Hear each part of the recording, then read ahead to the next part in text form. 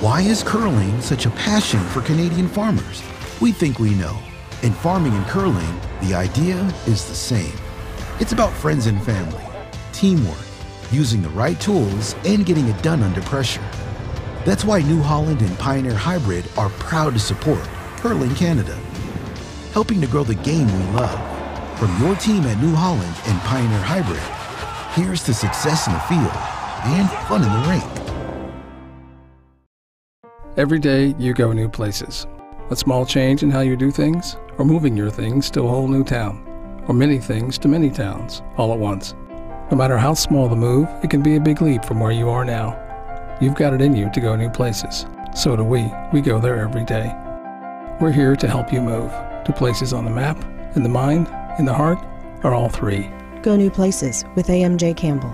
Contact us at 888-AMJ-MOVE or amjcampbell.com. I believe hard work and honest sweat are the building blocks of a person's character. I believe farming nurtures the close family ties that make life rich in ways money can't buy. I believe that true happiness comes from watching your crops ripen in the field, your children grow tall in the sun, your whole family feel the pride that springs from their shared experience.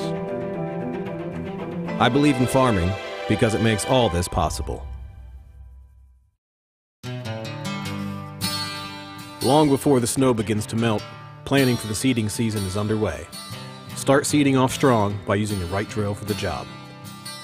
New Holland's P2082 disc drill precisely and consistently places seed and fertilizer for rapid nutrient uptake, and it does it all in one pass. Experience equal and even emergence through the innovation of New Holland. To learn more, visit your local New Holland dealer.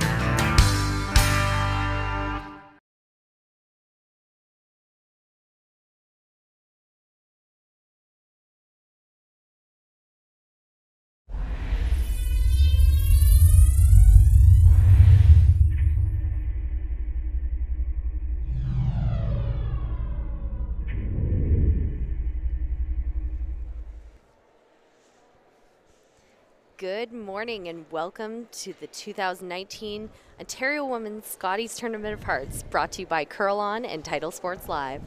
We're at the Woolwich Memorial Centre in Elmira, Ontario. My name's Danielle Inglis and I'm joined this morning by my co-host and 1987 Scotties Tournament of Hearts silver medalist, Mary Chilvers. Our feature sheet this morning is Team Harrison, representing the Ottawa Hunt Club, taking on Team Chelsea Brandwood from the Listowel Curling Club.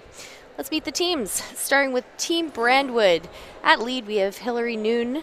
Second, Riley Sandham. Third, Brenda Holloway. And Skip, Chelsea Brandwood. And on Team Harrison, we have lead Morgan Court.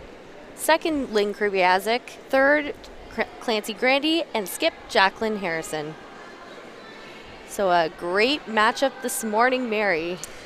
Yeah, I think this is going to be a good one. And last night, Danielle, we had a few really interesting scenarios in the first draw of the ladies here. Well, first of all, we're watching Team Brandwood here this morning, a very young team, and they had to take on Holman first thing last night, and they actually took Holman down to last rock. They were up 2 on her coming home.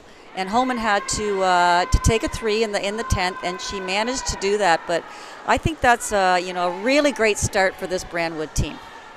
Absolutely, they had Team Holman on the hook. I mean, anybody watching the line scores would have just seen, Team Holman dominated there. But as you mentioned, it was way closer than the line score indicated.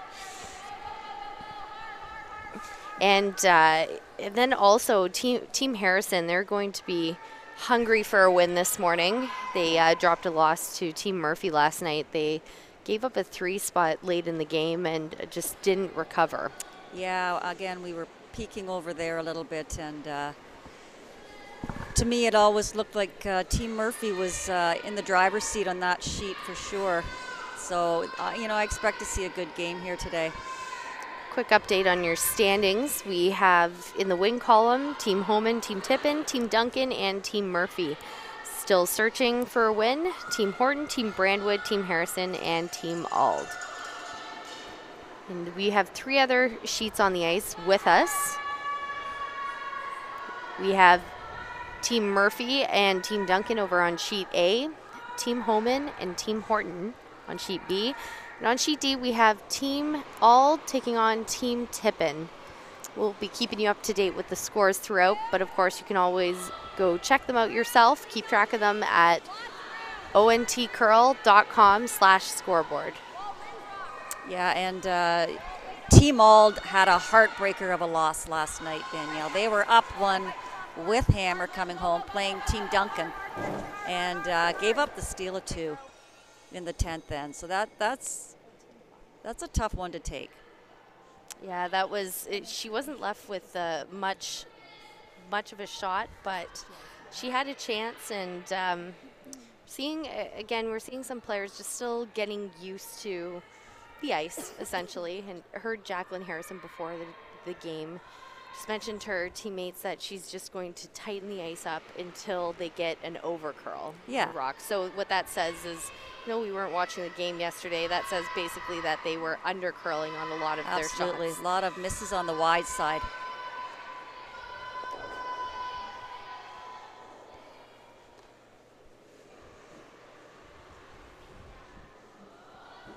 Tap this.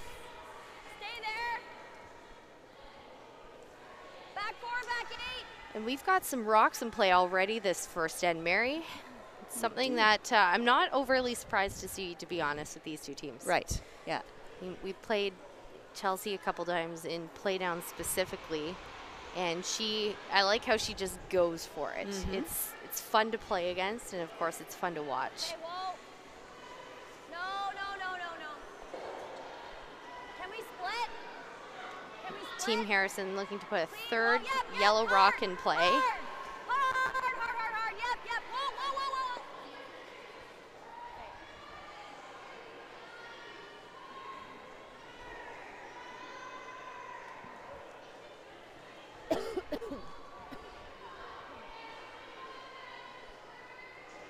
So Team Harrison with Hammer here already has 3 rocks in the house. So Brandwood's going to want to clean things up here, I think.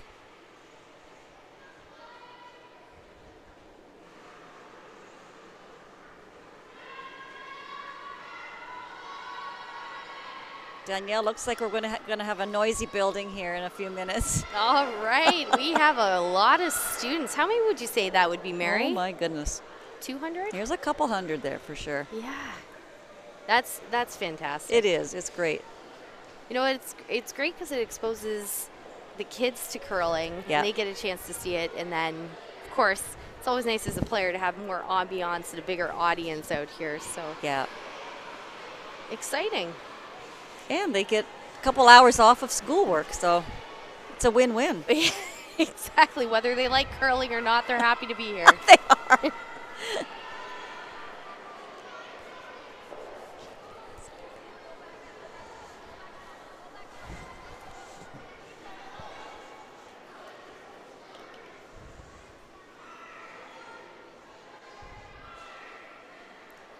So a little too deep on that one for Jacqueline's team.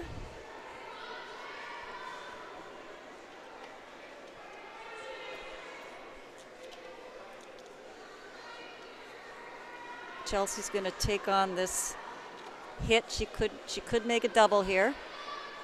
Got to be careful here. This could run on them.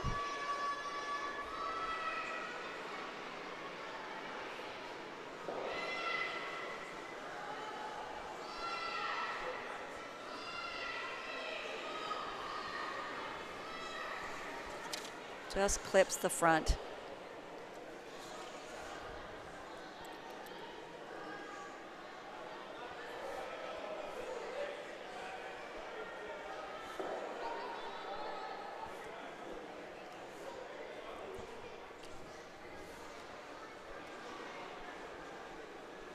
Another power position here for Team Harrison. To mention they have the hammer, and can look to put another one in. Yeah, it's not a great start, great first end for the Brandwood team. And that's kind of where an aggressive strategy right off the bat can come back to bite you a little. Yeah. But on the other hand, if you're going to give up a big end, you might as well make that the first. Yeah.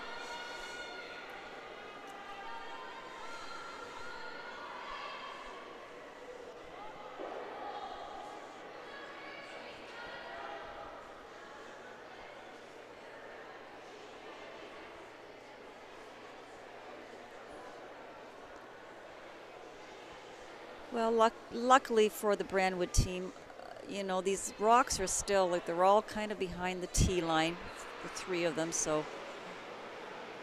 I mean, she's playing the hit here, Mary, but she has options. She could freeze up to that one in the house. Yeah. Yeah, I think she's a little afraid to do that, but here you really need to get the perfect roll, and they're never easy.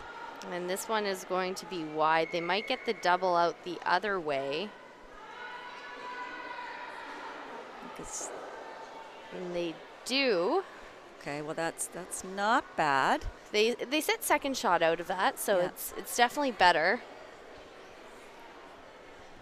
But they're still could look at giving up a 3-ender here if they're not careful.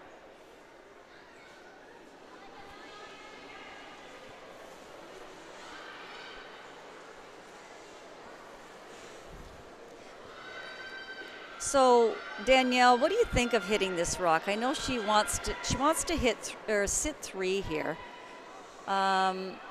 If she rolls out, she's kind of handing it back to Brandwood. I agree, and looks like she might just do that, as a matter of fact. So yeah, I think that's basically what that says is they're not comfortable with drawing right now, despite the fact that they were doing it earlier this end. Because now with that rollout too, because there are only 2 of the Harrison rocks in there, Chelsea could come and freeze down to that. Though I'm betting she's going to play a hit. And the reason why I say that is you mentioned they're a little bit younger. And a hitting game is more typical of a younger team. Right. Yeah. And they also, Chelsea knows that Team Harrison is one of the top teams in the field, and perhaps wanting to just limit the damage. Yeah. Yeah. I mean, if she makes the freeze perfectly, and we're of course making all the shots up here, right, then that takes away a big end for Team Harrison. Yeah. No, you know, at this point now, I definitely like the hit. She's not going to give up any more than 2 here now, so she's kind of dodged a bullet here.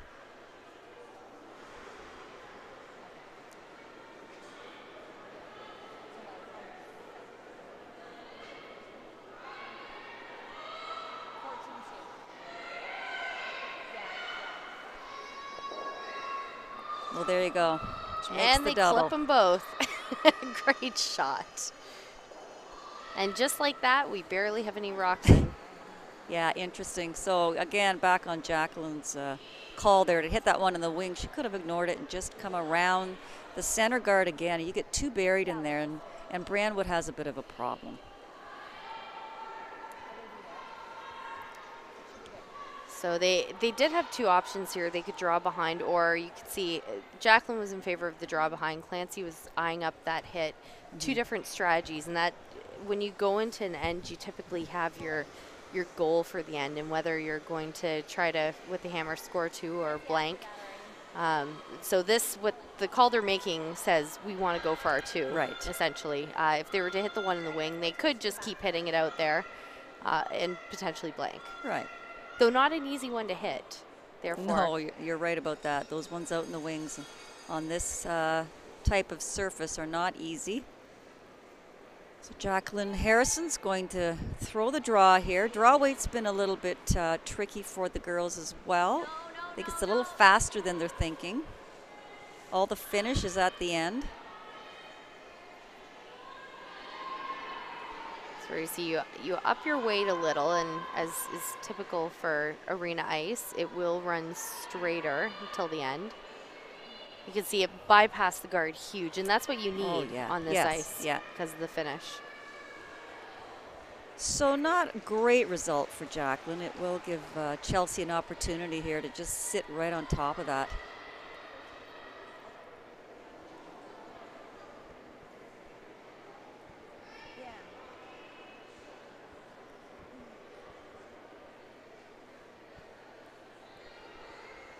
she's looking at trying to take it out, but again, a pretty defensive move.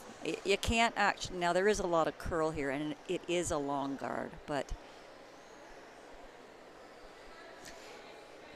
there is, but I see where you're going with that, Mary. It's we've seen some rocks.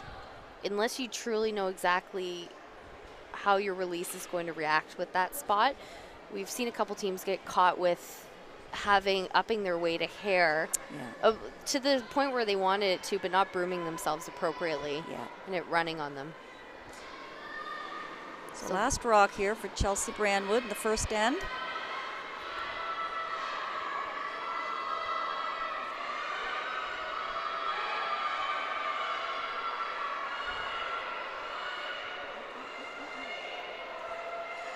Just gets by the guard.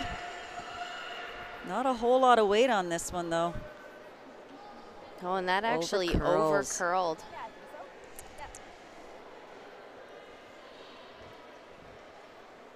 So Jacqueline Harrison has a open draw here for 2 points to start off this game.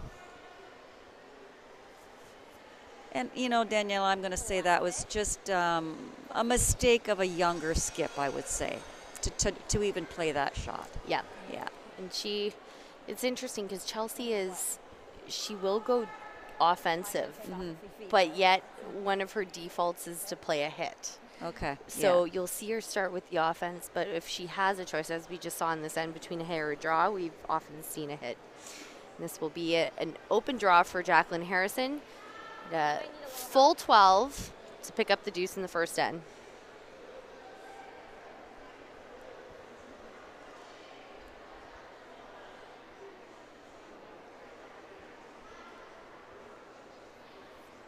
And that should be good for the deuce, and it is Team Harrison who opens the scoring in the first end, 2-0. We quick look across our other sheets. Team Duncan with a 1-0 lead over Team Ald in the first end. Sorry, over Team Murphy in the first end. It's Team Ald 1-0 over Team Tippin over on sheet D.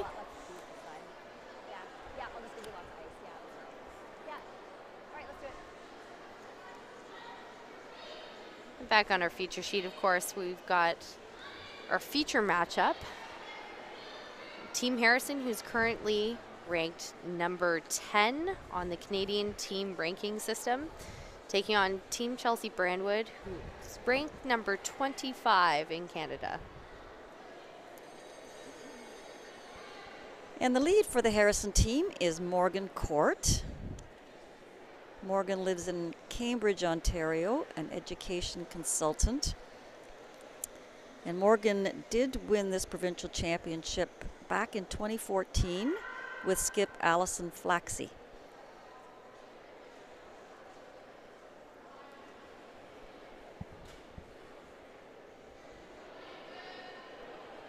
Of course, Allison Flaxey is not playing out of our province this year.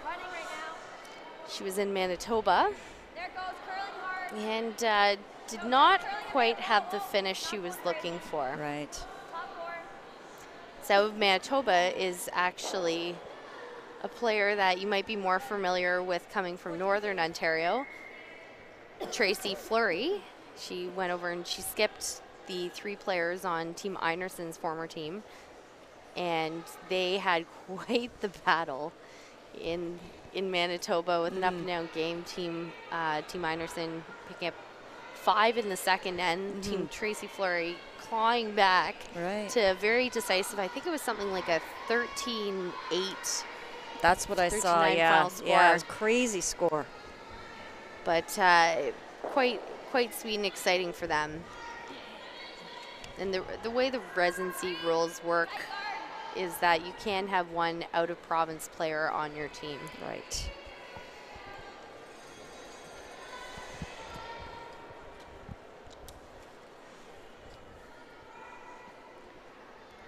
So 2 perfect shots here to start out end number 2. The first one for Team Harrison right on the tee line.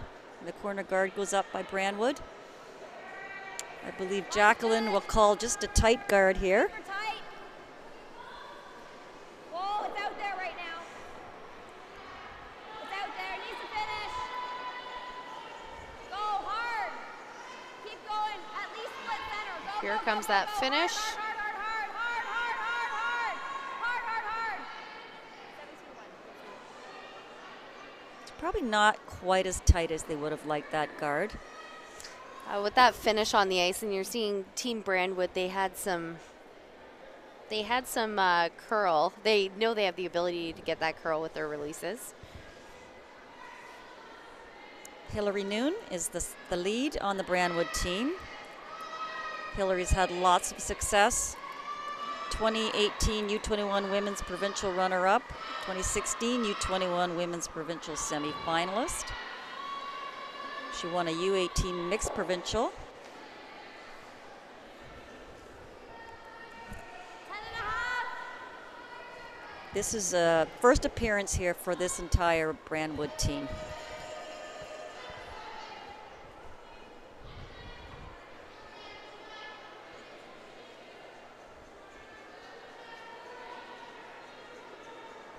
Some of the names out in the field may not be as familiar to some people because they're younger. Yes. But if you follow their season, or if you've ever seen them play, you'll know just how good they really are. And also, there are certain teams out here in the field that people would expect to see in the final. Well, Team Harrison possibly being one of them. She was one of the teams who got the CTRS berth into the provincials. Right.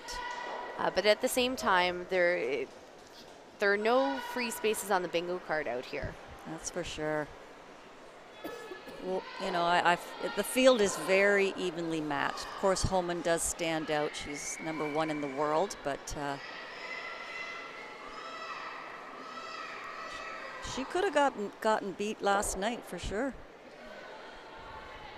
Nice roll there. I got right in behind the guard. So this is Lynn Kreviazik, and that's a very, very well-known name in the curling world. Lynn is a provincial junior champ. She used to curl with Rachel Holman. She won it in 2009 and 2010. She won it again in 2011 with Clancy Grandy, who's also on the ice here today.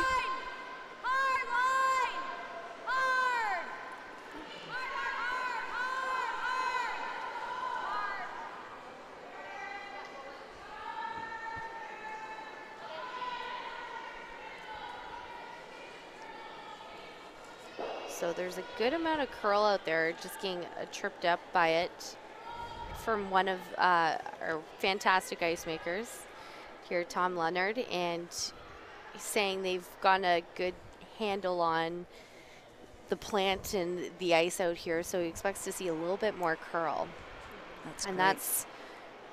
And we are seeing a great amount of curl out here, Mary. We are. It's really looking good.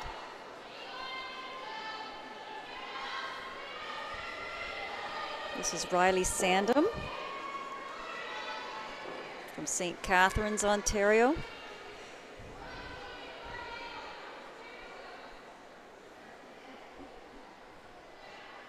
Very nice shot. Might actually have peeked out the other side. Yeah. The important part is that they did get it under, but now because of how Team Harrison had chapped off that center line guard, the blue is partially exposed.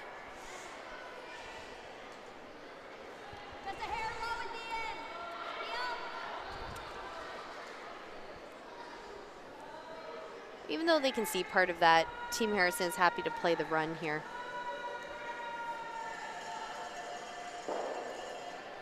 Clancy Grandy's the third for this Harrison team. She's a kinesiologist from Pickering, Ontario.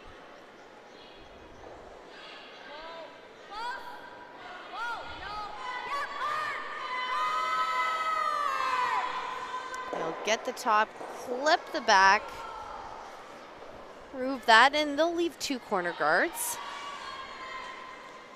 which right now is benefiting Chelsea. But they did expose that rock, so Chelsea has to be careful with where this next one goes.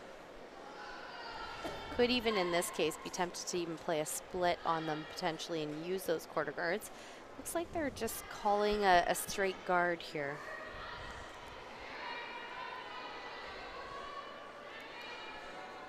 Brenda Holloway's the third for Brandwood team. She is also a kinesiologist. There's a lot of smart people out here. And she just wrecked on the guard, but in a happy, I won't call it mistake, but they ended up rolling directly in front of their.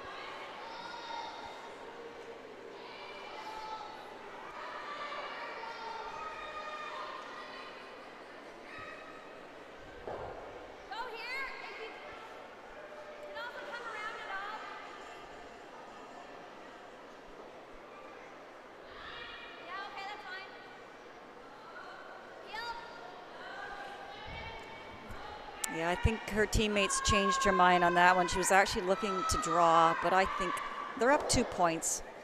I think you play the run back here. Because even if you just straight up peel, it's still something that Chelsea has to manipulate her rocks in the house and put them somewhere where she doesn't leave a double.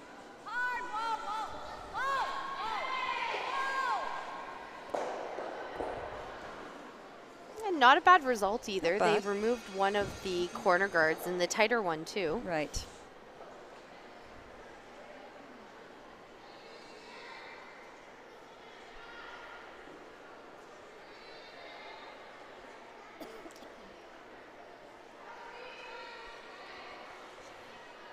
So she's talking about the options where she could put it. She talked about going out to the wings, which not a bad call, but the only problem is there's only about 2 feet of tolerance on that from biting the rings to just even, otherwise you might leave a double. Or there's this call, which is to kind of almost Christmas tree the rocks a little.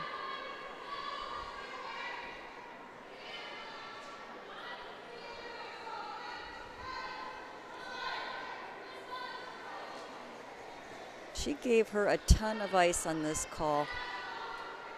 And this is not a good result. No, it left a pretty automatic double and roll. I mean, she had the perfect weight. So my God, that was a lot of ice if she was trying to get around that that corner guard.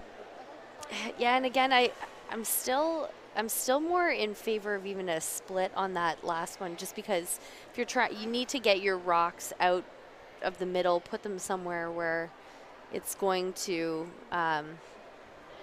Where you're going to leave yourself paths to the mill and not leave a hit and roll for Team Harrison.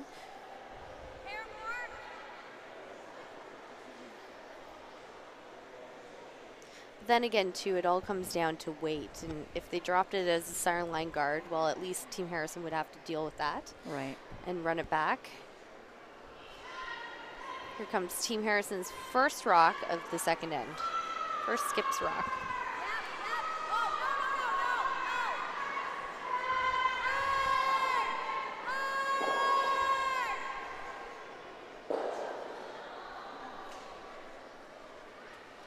I think they're getting a little tricked. Harrison's team coming down that center line with the out turn coming this way. It seems to really cut once it hits that line. They're not getting on the sweep early enough. No, and even for that one, they did want to stick around, but they really wanted to make sure that they got rid of the two, because now you can see it practically made Team Brandwood's life a little easier here. Yeah. You could nose it. It would be a good position if they flop him behind the guard. It's a great position too. The only place they don't want to go is they don't want to roll over to the left-hand side towards their other rock that's in play.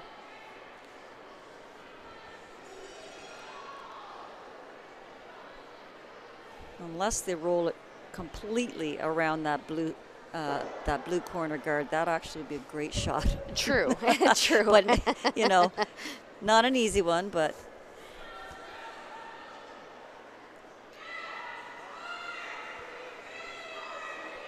Yeah, these hits are really curling. There it goes. They'll make contact, but it will roll out the other side.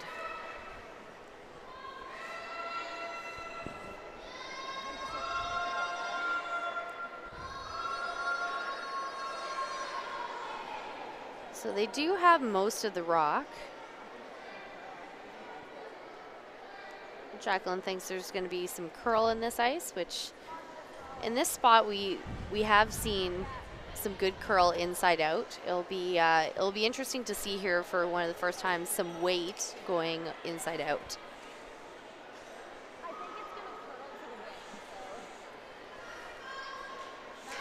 Though again, we also see if you up your weight and have a straight release or any outwards, it will run straight. Yeah.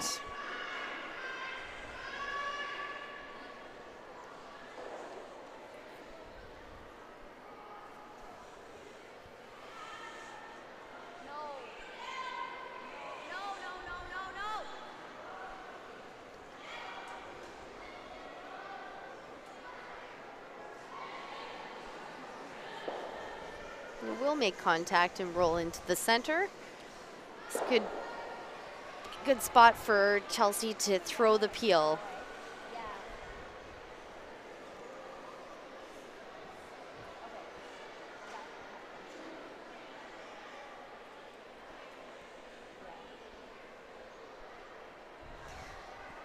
With that Jacqueline, she had wanted to throw a 9.5, which is about normal weight takeout, and thought it came more to a control weight. So they did see that finish. Why is my clock running when she's throwing? Clancy? Oh, never mind.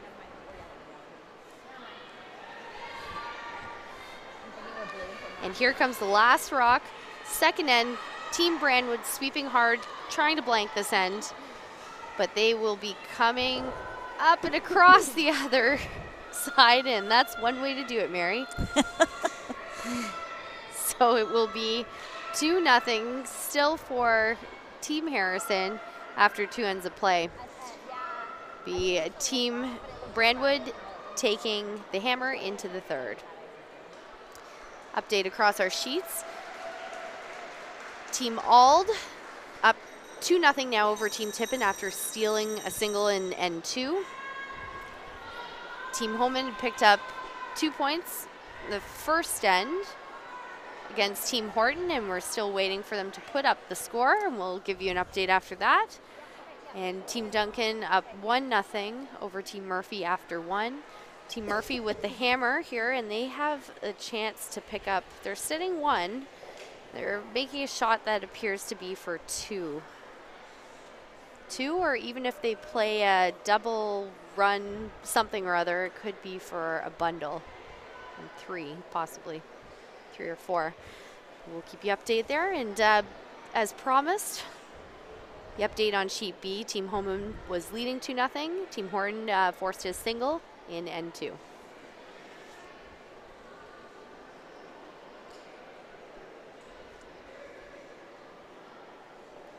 Line's nice. Running right now, running. Running still. There it goes. Just gradual curl, just gradual. Looks all here. Looks all here. Team Harrison is asking for this rock right in the top, need it to stop.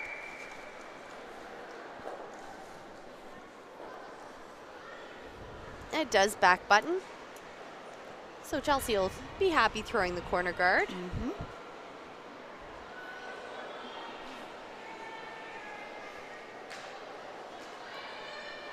Got a pretty good crowd here today, Danielle. It is, and for a Tuesday morning. Yeah. Though these might be the quietest kids I've ever heard. And again, there's a couple hundred of them, but you wouldn't know it. No, you wouldn't. You know what, sometimes, because for Curling Canada, I'm going to the events and working the events, and quite often have kids there, and it's great to see.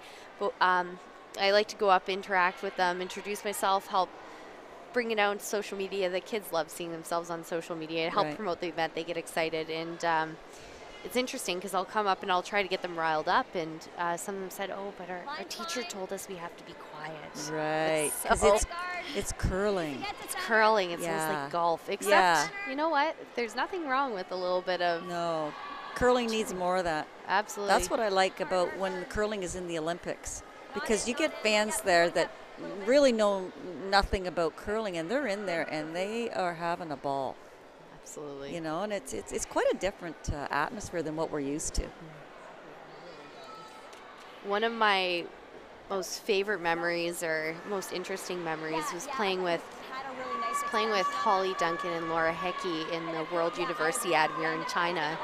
We had a crowd of about 2,000 people watching the games, but there were 2,000 people who knew nothing about curling. Really? So the cheering there, they would cheer for, if anything was a draw to the button, they would cheer regardless. It hit the button, good, bad, otherwise it was a cheer. If we peeled a guard, specifically when we were playing China, they would cheer because they thought that we had missed the rock behind it. Oh, that's even funny. Yeah. But yeah, it's a totally different atmosphere that you just have to embrace. And like you said, it's fun when you have a bunch of fans who aren't necessarily overly knowledgeable about the game. Different atmosphere.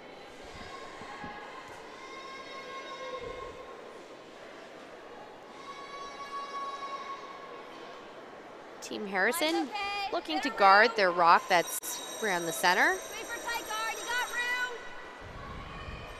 Okay, line will get there then. Hard. Switch hard. Switch and go hard, hard, hard. Go, go, go. Hard. Hard, hard, hard, hard. Go, go, go, go, go, go, go, go. Really good. Great scrub to finish. Yeah, perfect center guard by Lynn.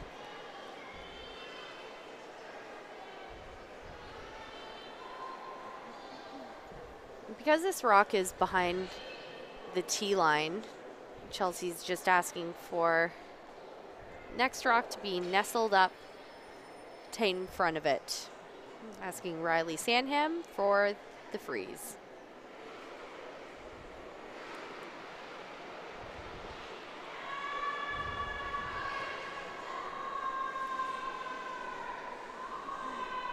This rock is hanging. Looks like it has some serious legs.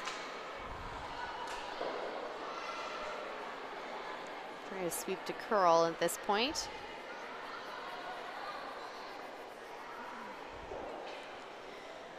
Well, they did at least get something out of that rock. They at least ended up moving it further off the button. Yeah.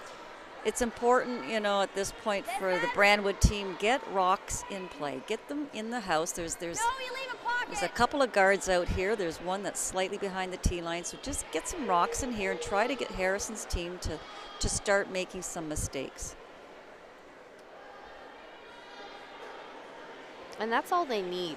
Just a mistake or half a mistake, half-made shot, and to jump on it. Yeah, for sure.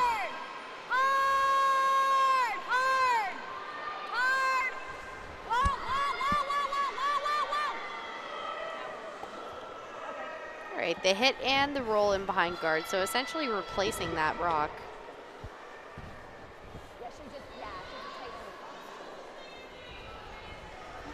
But this still opens the door for Team Brandwood. They can play that freeze right over again. And I mean, second time playing this path.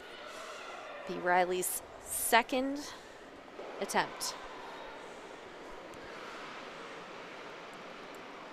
They'd love to just sink this one directly on the back button. Jacqueline does have a pretty short run back there to get rid of this rock if it's only angled in there.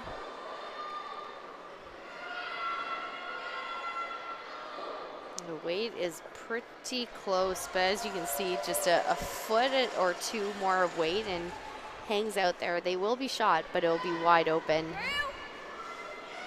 Team Harrison's just asking for that backline weight to punch it through, but what's more important on this shot than removing it is actually getting the angle and flopping behind the guard.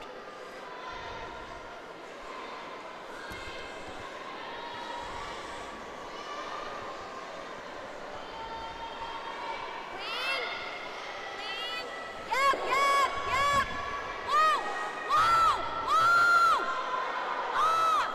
I think it's a little loud out there because Morgan didn't hear the sweeping call. I'd like to think most sweepers don't actively try to ignore their skips.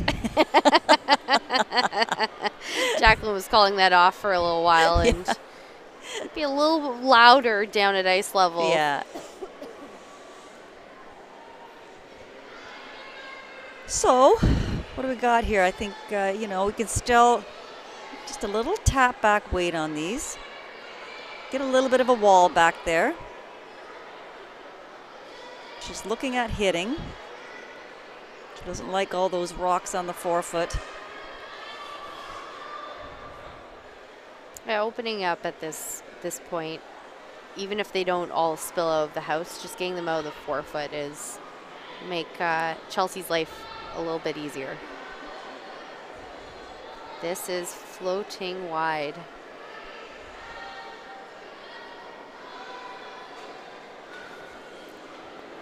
That's just not a great result. That's one of those results. You talk about shot tolerance, and that's essentially where is it okay to be. And there's two types. There's weight tolerance.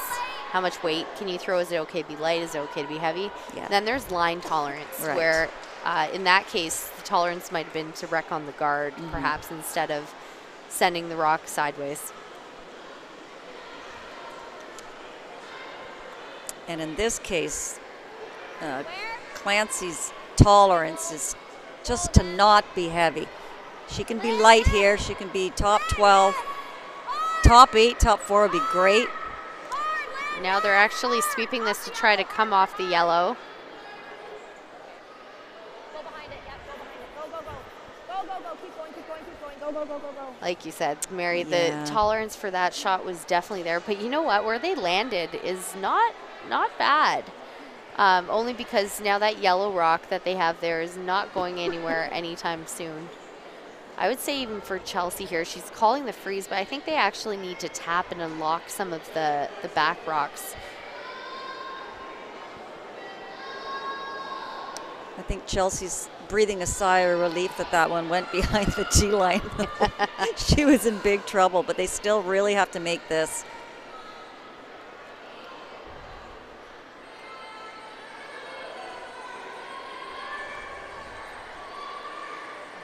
This is why they're sweeping it to Really curl. moving nice now. This is looking good. Beauty. That's a great shot. I mean, she's not shot rock, but it's gotten her out of a bit of trouble.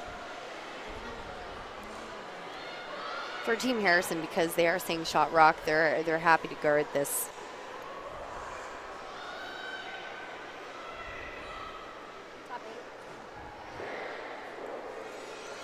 And there are various places you can put a guard. So by guard it, they're looking for a top 8. So it's important to just be in front of the rocks. So Jacqueline Harrison is the new girl on this this team this year. She actually took this team over from Allison Flaxey. Jacqueline's got lots of experience at the skip level. She was actually the runner-up to Rachel Holman in the 2017 Ontario Championship.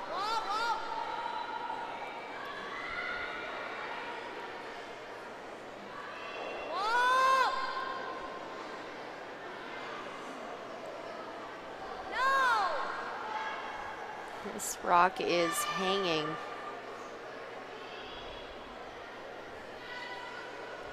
I think that's a pretty nice result. Well, they've got it sandwiched in there right now, and this is why Chelsea on Brenda's rock really needed to unlock some of the yellow ones at the back, because right now they are 2 shots away from blue being shot rock, essentially, because of where all the rocks are lined up.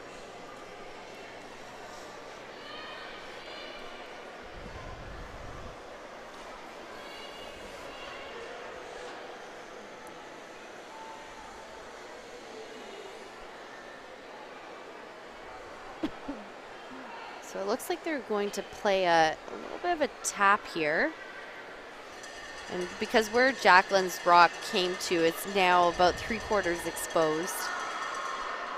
And that's the case when you talk tolerance. They wanted it to be in the top 8, but really, Mary, even if they were tight or even above there, it still would have been a tough position for Team Brandwood. And really, they would have been the ones having to run things in.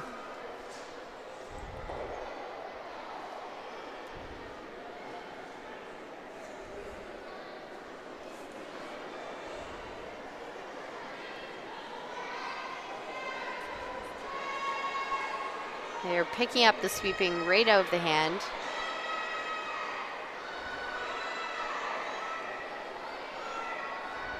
And it will wreck on the guard.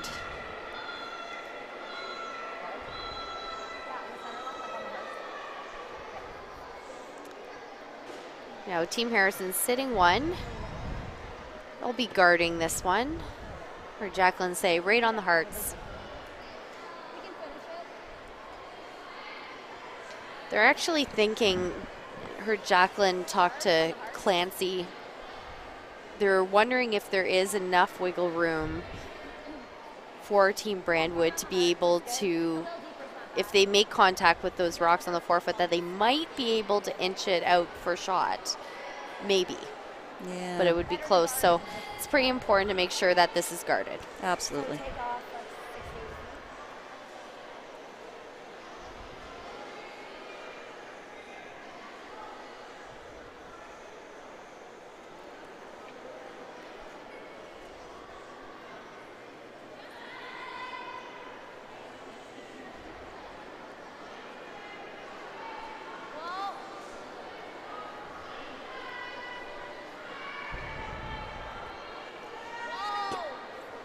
This rock looks like it's over curling, needs to stop. Needs to hit the brakes, but it will essentially leaving Chelsea the same shot. Now there's a little bit more of the rock exposed. Yeah, they're going to have a good look at this. I don't think she can get shot. Do you, Danielle? I didn't think so either. I sort of said that earlier, and then when Jacqueline and Clancy were talking about it, it made me question. Of course, they have their eyes a little bit closer than we do, but it doesn't look like it.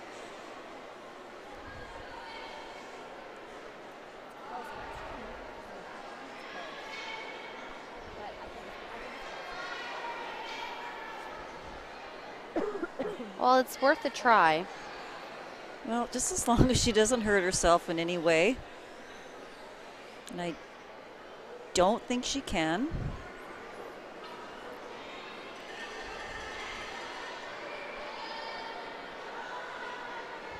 And on this rock, it doesn't matter so much the weight as long as she makes contact either way. But this will be the last rock of the third end.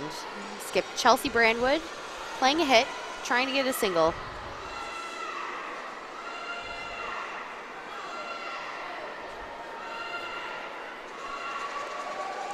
Sneaks by. No. Now here's the question. Well, they're going to have a look.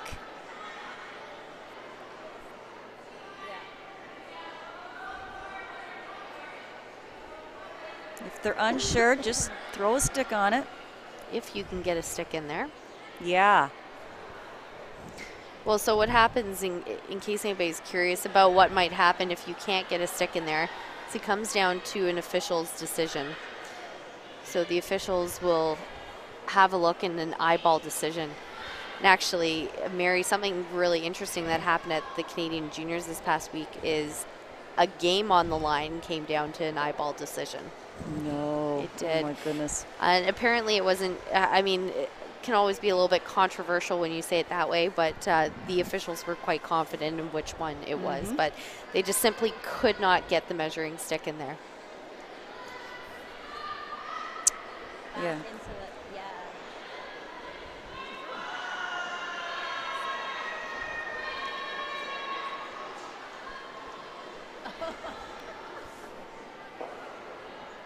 It is the thirds who do the measuring.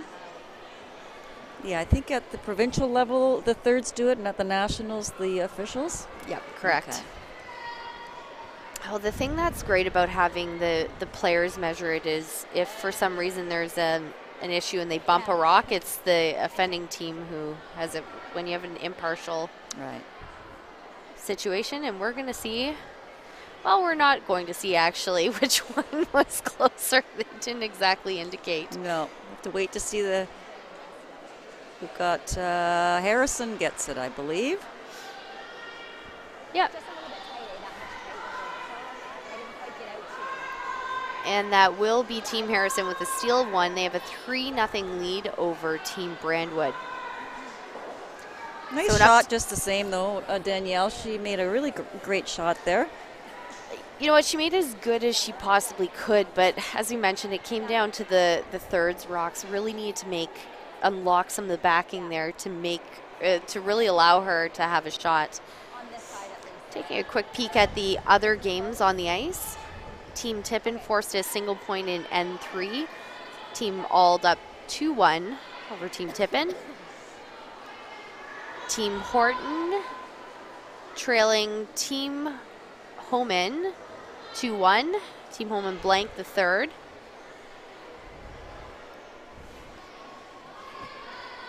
It looks like it is Team Duncan with a 3-0 lead.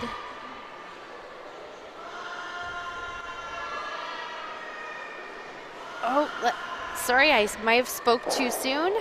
We're just waiting for the official score to go up, and we'll update you in a moment. Line's nice. Sweep for top 4. Curling now. So we just saw it go up. So Really curling. Team Murphy taking 2 in the second. Team Duncan answering back with 2 in the third. They have a 3-2 lead. Yeah, a little bit, yeah.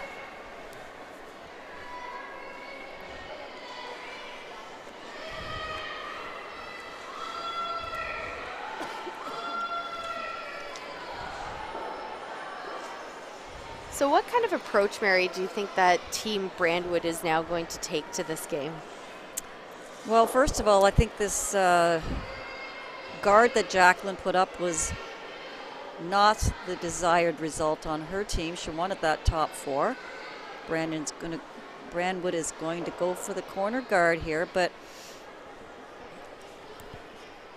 you know, like I said in the last end, she has to get a couple of guards in play and then just get rocks in play in the rings.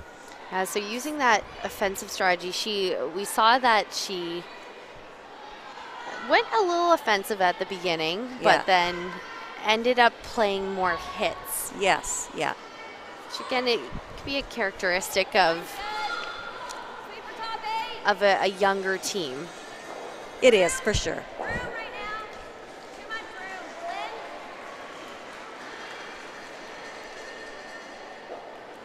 Yeah, hard. Gotta go. Yeah, go, Lynn. Finish. Go. Hard. Yep. Keep going. 14-6.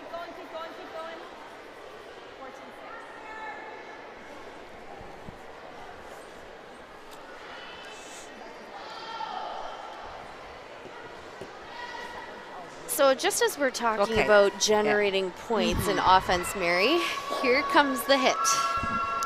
Yeah, so this is not a good call. She has a lot of options. Ignore that rock completely, tap it back, freeze to it, come around the corner guard, come around the center guard.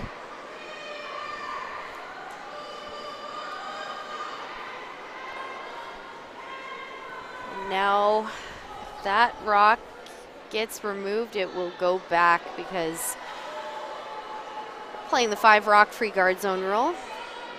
Now, Danielle, does Jacqueline have the option of leaving it out of play? Good question. She does not. She doesn't, She does not. Okay. She has to put it back.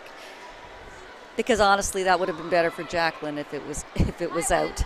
But okay, I wasn't sure on that. So now she'll go for another center line guard, and know we had talked a bit about this yesterday, Mary, with the 5 rock free guard zone rule in. Offense is your best defense sometimes. Oh, for sure. Yeah. And so that's why even though Team Harrison is up by 3, they are throwing another guard. Does not need to curl. It needs to stop. It needs to stop. Can you go off the yellow? Okay, well, So again, we mentioned that Team Harrison off the top was thinking they might broom it a hair tighter this game until proven otherwise. So again, thinking it was running a little bit straighter yesterday, but we're seeing a good amount of curl out here this morning. And they're actually, this is the point where she might want to start giving a little bit more broom, because right now all the sweepers are doing at the end is praying.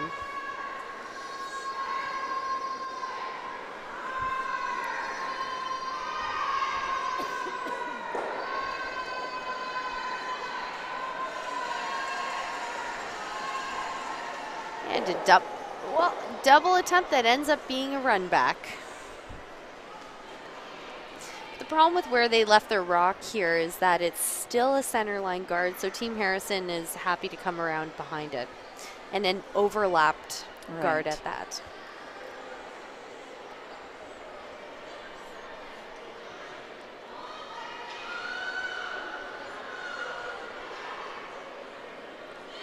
Lynn Kreviazik has a sibling also playing in this event this week.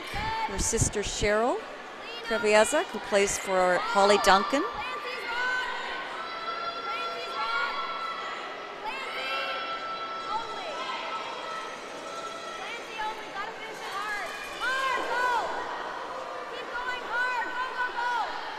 This is going to finish nicely. They'd like to drag it into the forefoot.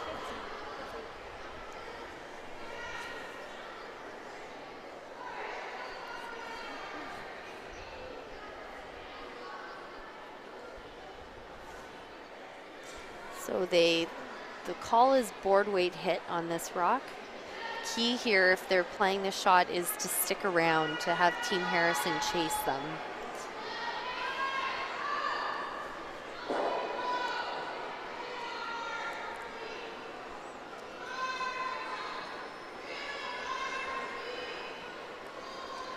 Sweeping to curl for a piece. They'll knock it in and it will go behind their corner. Not the greatest result, but also they at least got it out of the middle of the ice. Yeah.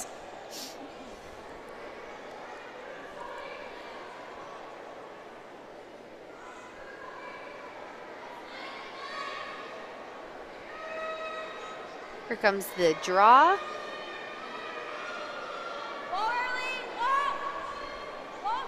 Clancy Grandy's first rock of the fourth end.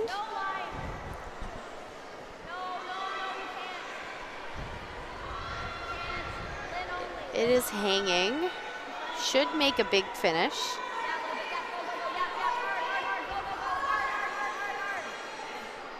And it does make a finish. I think Clancy's in turn just runs a hair straighter, so not seeing as much finish. And now here's the draw called, Mary. Here we go.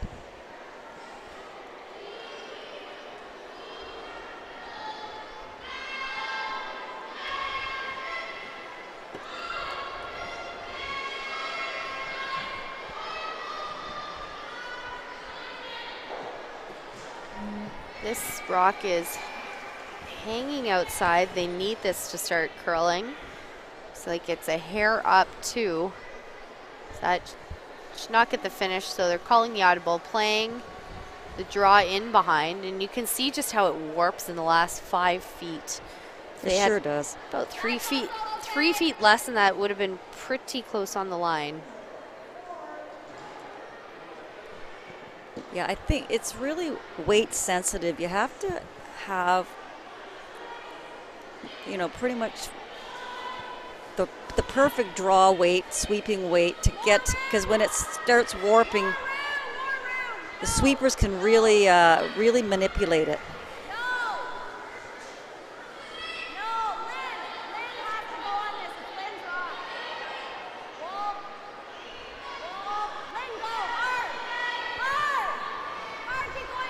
some great weight. Beautiful shot. Beautiful judge by the sweepers, too, on that one. Yeah, and that doesn't leave very good angles for Chelsea here. And again, it comes back to that overlap guard. When they were playing the hit and roll out that had ticked it behind the guard, another option, too, that we didn't discuss was playing the double peel on the center, just because the situation was not great. And the double peel, even at that point, could result in these rocks going into the house. So now this is what they're playing on Brenda's shot.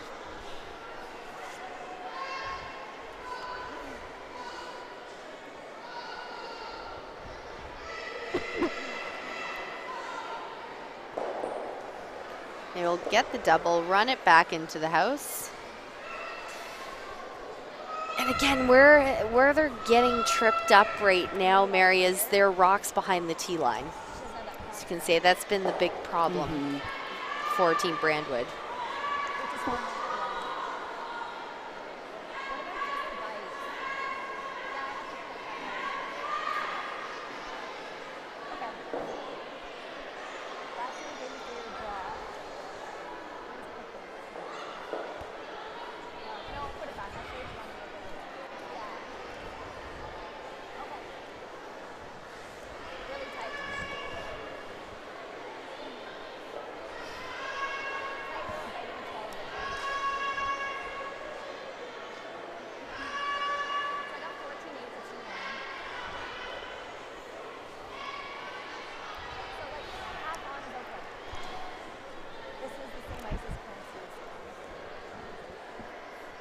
So Jacqueline having a good conversation with her sweepers in the hack about what kind of weight was here. They played this spot.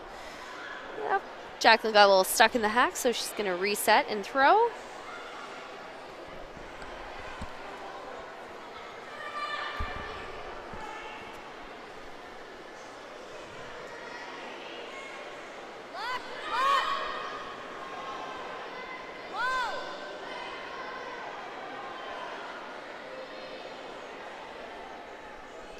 This guard is going sideways. They need it to stop.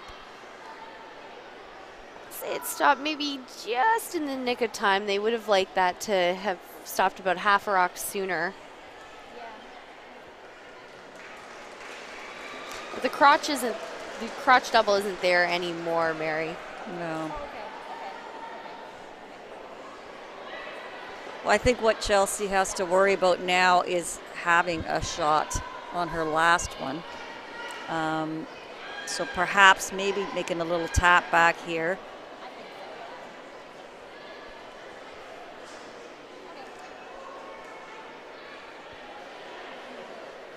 As a skip, that's something you want to keep in mind throughout the end. Right. What are we leaving myself? Yes. And it doesn't just come down to the skip's first rock to decide that. As we saw last end, we need to make a move earlier in order to make it easier. And a little bit this end as well. They had an opportunity to open it up earlier, and they're thinking if they nestled one on. Though that being said, if that freeze had been made perfectly, this would be a totally different end. Right. Well, she looks like she's playing a hit on this. Sure doesn't want to roll out. Chelsea Brandwood's first rock of the fourth end.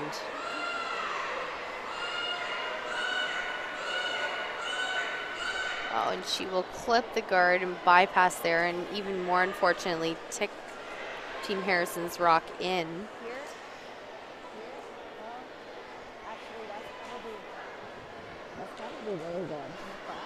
Not sure if Chelsea has her coach here this week. Does she have a coach? It used to be her dad.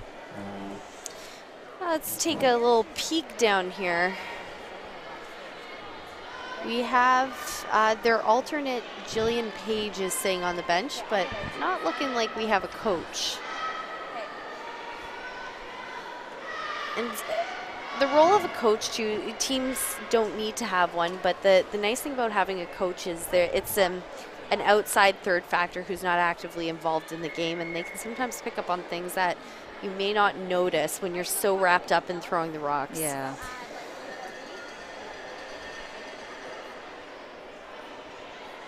I'm going to get out for this time with my extension. So I'm going to add a couple feet. Okay. So the sweepers were just questioning the ice a little bit because it's essentially the same one. Jacqueline thought she wasn't quite out to the broom. So based on where that rock had stopped, must have thought it was about half a rock short, but and this rock is already making a move.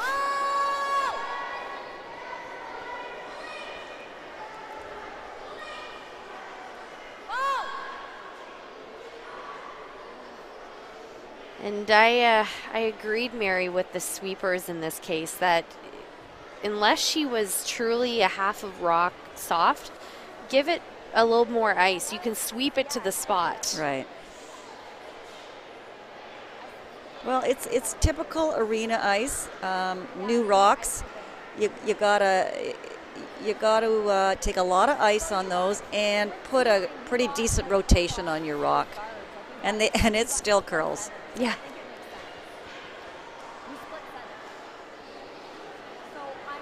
And from a skipping perspective, they're trying to figure out, was that the throw? Was that the broom we put down? What was it? And Jacqueline attributed her overcurl on the first one to just being a smidge tight. But I think they've come to the conclusion now that they just needed more ice. This gives Team Brandwood an out, this is not an easy shot, and it looks like they're probably going to be giving up at least one on this end, Mary. Oh, for sure, yeah.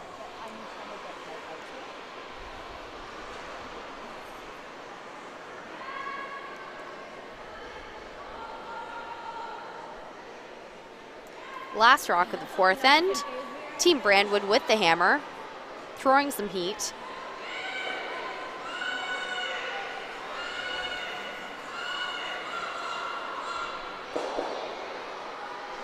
And what a great shot. I mean, they gave up a steal 1 to Team Harrison. They're now down 4-0, but that was just about as good as they could do. If Jacqueline's rock hadn't overcurled there, Team Harrison would have been picking up a steal of a couple. Yeah, for sure. Still power position for Team Harrison, up 4-0 over Team Brandwood. Quick look across our sheets. Spinall a score 1 on sheet D, Team Ald and Team Tippin. Team Ald picking up a single in first, stealing a single in the second, Tippin with 1 in the third, and Team Ald answered back with a 1 in 4, and they have a 3-1 lead. Team Homan with a 3 spot in end 4 now lead 5-1 over Team Horton. Team Murphy with a deuce in end 4, they lead 4-3 over the defending champs, Team Holly Duncan.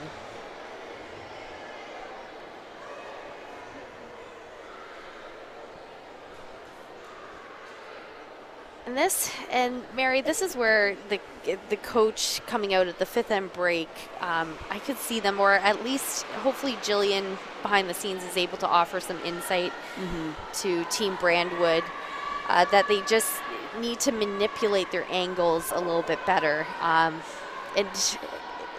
give themselves an out a little bit earlier in the end. Yeah, you know, it's unfortunate that they don't have a coach here because they are a very young team, you know, and they're just making more strategical mistakes here than anything. Because they definitely have the shots in their arsenal. And the other thing too, being a young team at a provincial championship like this, and not only that, it's a provincial championship on arena ice, which is different than what you might see at a curling club, and just understanding how that changes, how the ice can change over the week, how the rocks might change over the week, how they might paper the rocks at one point during the week, etc. All those things are things that people who have been competing at provincials, nationals, and worlds are well aware of. Right. But that's where a knowledgeable coach can step in. Yeah, for sure.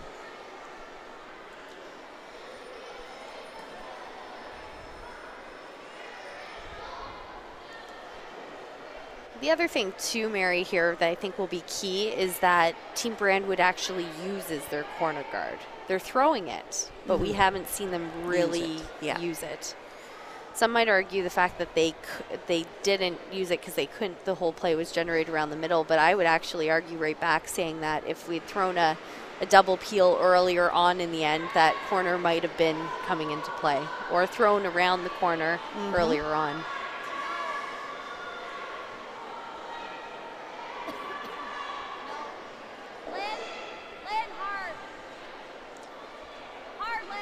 Throwing a guard, but it is pretty wide.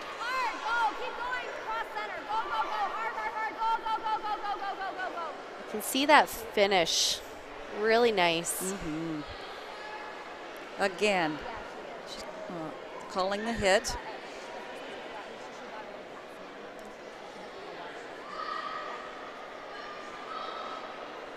And here comes the hit. Again, Mary. I'm glad Pete Stetsky's not sitting in on this one. Sure, Pete would have something to say about this. Oh, and again, this is the unfortunate part here is that this rock, unless it curls up, it will not and hit the rock in the house. Yeah, it will have to go right back. You also see, I talked about the difference between the weights that the men throw versus the women, and now there's also a difference between what the women throw and a junior team or a younger team. Typically see the men throwing the lowest weight, the ability to manipulate the stone, so open hits are played with board, whereas women tend to default more to the control weight, so about 10.5 seconds between hog line. In the junior ranks, you're more apt to see them throw a normal weight, like a 9.5 second takeout. And I think there's still a little bit of a hangover there from juniors for Team Brandwood.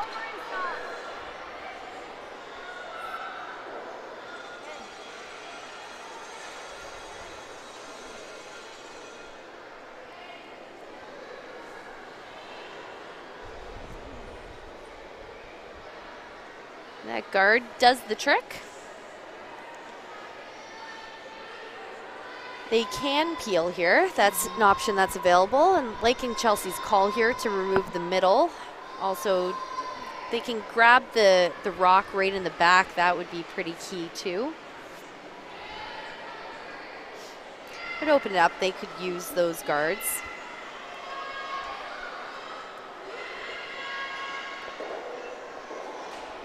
And they do. Beautiful shot by Riley. Now we'll see what Jacqueline's approach here is, being up 4 points.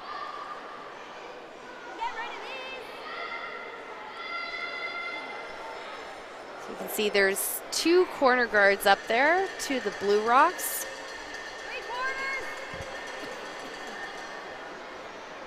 As Jacqueline said, 3/4 should get it.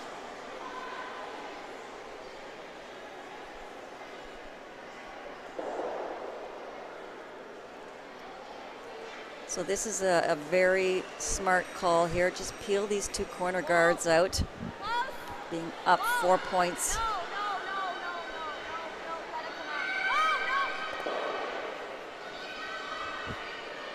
It was a tough little peel there with the way they were sitting, so she does leave a corner. Chelsea will draw around that, bring the play towards the outside. Great call. Now this is where we talked yesterday about when you're down a few, you have to be a little more precise with your shots. This is where these guys really need to bear down and get these draws in the house. Something to keep in mind for them too is how the inside out is generally pretty fast. Yes. Up to speed right away, and they just got caught on that. Yeah. It can be deceiving because it curls so much. For sure. And again, that's something that a young team wouldn't even know, and you know, they could really benefit from a coach with some experience. All right, Mary, would you like to call your timeout now? I wanted to call it a couple ends ago. Yeah. I think most of the teams here, I don't know how many actually have coaches here this week. Did Rachel Holman's coach fly in for this event? I haven't seen him. Not that I'm aware of. There are only 2 coaches listed in the program. Taking a good look down at people sitting behind here, it looks like I'm only seeing 1 coach. I see Barry Westman, the coach for Team Tippin out there. Hugh Murphy is listed as the coach for Team Murphy. Okay. He's the father of Justin and husband of. Sorry. Thank you. Of Janet. Husband of Janet. Yeah. Sorry, Hugh. If you're listening, I hope you got a good chuckle.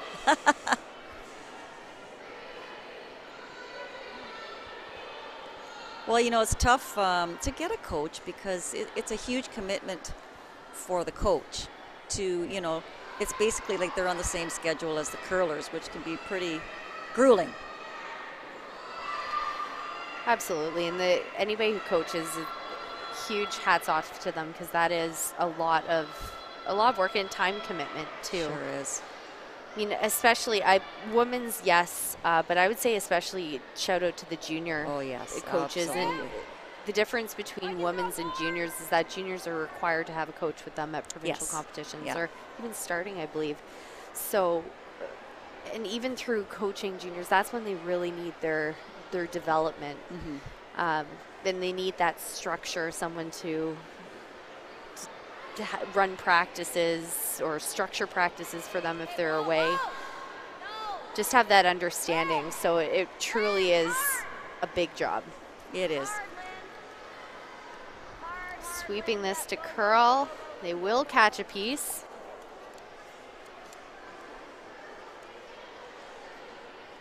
It will stick around in the back 12.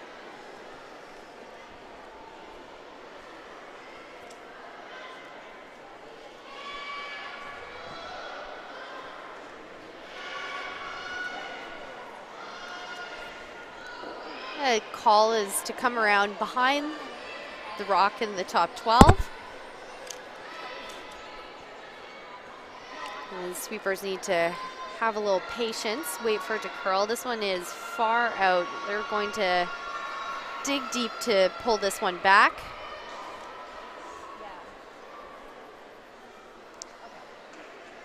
It was still a little wide, but it was close. A few feet more weight, and that could have gone there.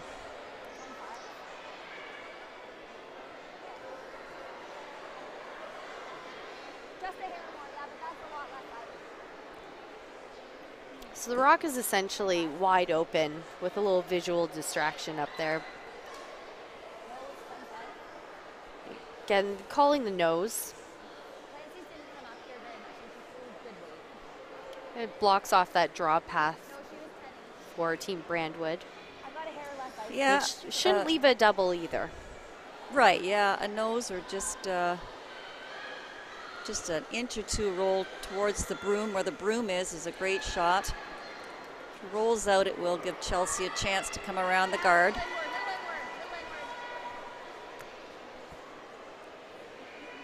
Jacqueline Foch threw this one a little tight.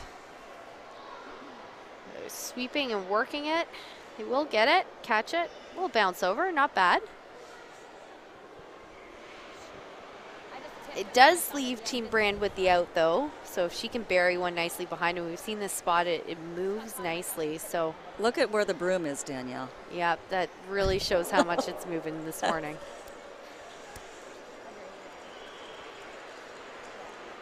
So just a reminder to our viewers, we are back on here this afternoon at 2:30. We're going to be showing draw 4 of the men's teams, and it's going to be Team Colin Dow. They're going to go up against Charlie Thomas. So that'll be my first look at the Charlie Thomas team, which is Charlie's the import here from Alberta. I think that's going to be a pretty strong team here this week, Danielle. It will be. They're definitely going to make some waves.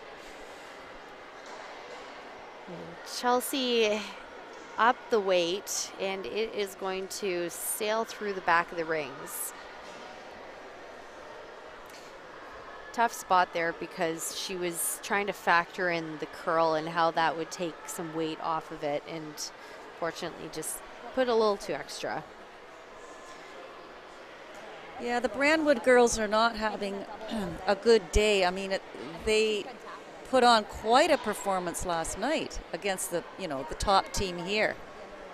And they were putting on quite a performance during the playdowns as well. Yeah, yeah. No, they have the shots in their arsenal. It's just making them when it counts, essentially.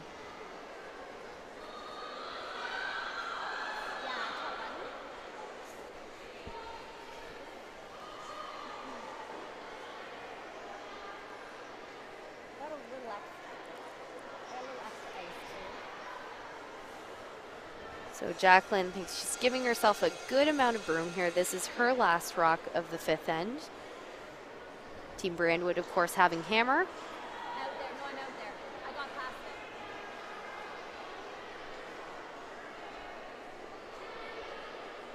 it. This rock should come back even though it is hanging out wide. Depends on the weight too.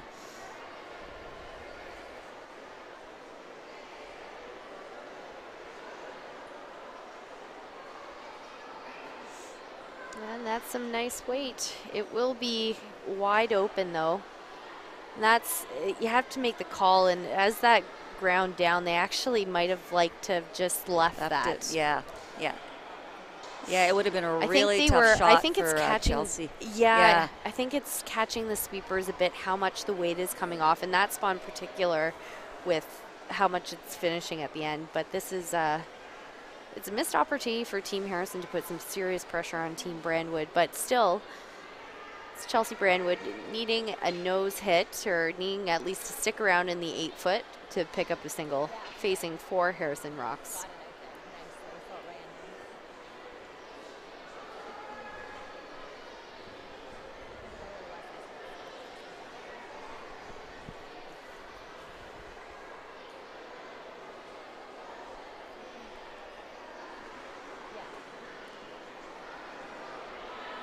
Last rock of the fifth end.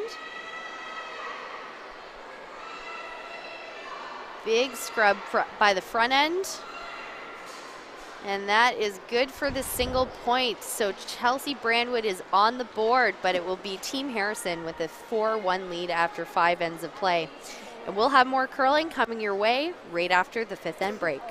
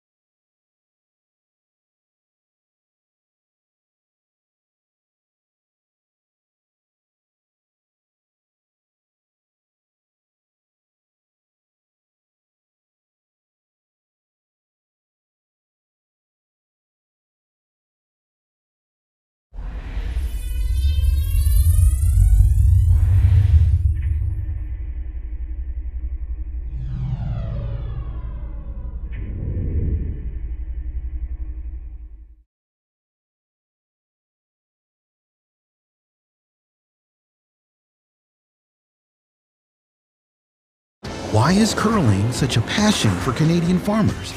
We think we know. In farming and curling, the idea is the same. It's about friends and family, teamwork, using the right tools, and getting it done under pressure. That's why New Holland and Pioneer Hybrid are proud to support Curling Canada, helping to grow the game we love. From your team at New Holland and Pioneer Hybrid, here's to success in the field and fun in the rink. Every day you go new places. A small change in how you do things, or moving your things to a whole new town, or many things to many towns, all at once. No matter how small the move, it can be a big leap from where you are now. You've got it in you to go new places. So do we. We go there every day. We're here to help you move to places on the map, in the mind, in the heart, or all three. Go new places with AMJ Campbell. Contact us at 888-AMJ-MOVE or amjcampbell.com. I believe hard work and honest sweat are the building blocks of a person's character. I believe farming nurtures the close family ties that make life rich in ways money can't buy. I believe that true happiness comes from watching your crops ripen in the field, your children grow tall in the sun, your whole family feel the pride that springs from their shared experience. I believe in farming because it makes all this possible. Long before the snow begins to melt, planning for the seeding season is underway. Start seeding off strong by using the right drill for the job. New Holland's P2082 disc drill precisely and consistently places seed and fertilizer for rapid nutrient uptake, and it does it all in one pass. Experience equal and even emergence through the innovation of New Holland. To learn more, visit your local New Holland dealer.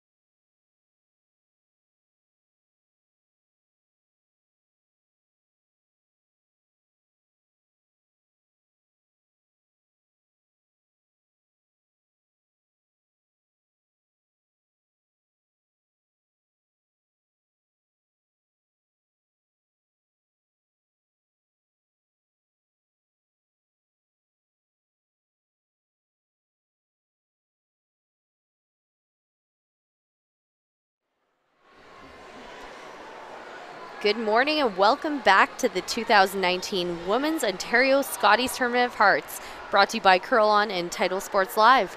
On our feature sheet this morning, we have Team Jacqueline Harrison taking on Team Chelsea Brandwood. And it's been Team Harrison dominating this game so far. They have a 4-1 lead over Team Brandwood. Yeah, 4-1 with hammer now in the sixth end. Finally forced Brandwood into taking a single. So Brandwood's got their work cut out for them here now. We also have three other sheets on the ice today. Over on sheet 1, we have Team Duncan and Team Murphy. Current score is 5-4 for Team Duncan. Team Murphy with the hammer in N6. Our Olympians, Team Homan, up 6-1 over Team Horton. And it is Team Ald with a steal of 1 in N5 to lead Team Tippin 4-1.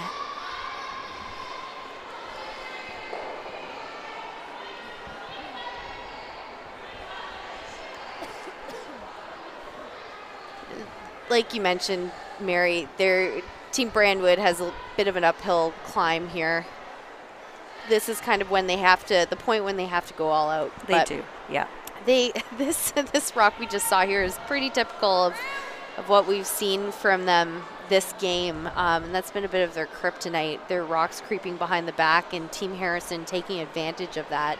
And Team Harrison has been having all the angles this game.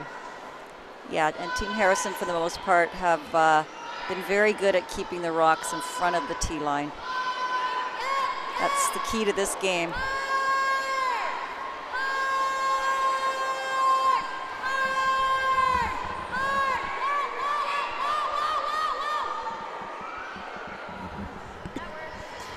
Veteran call by Jacqueline Harrison.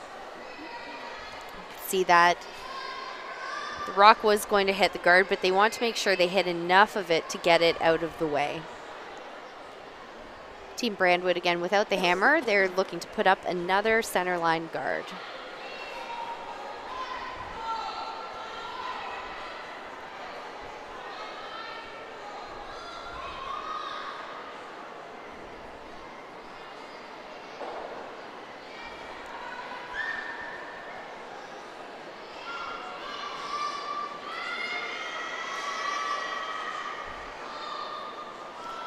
And that guard attempt will slip in.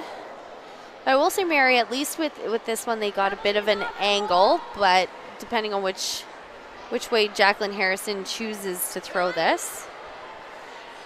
Yeah, Jacqueline's going to throw the up weight on this one.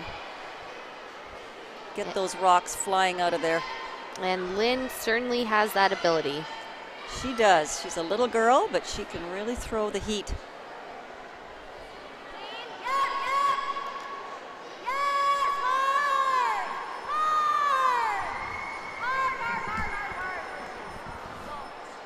Rock is going to over curl on them.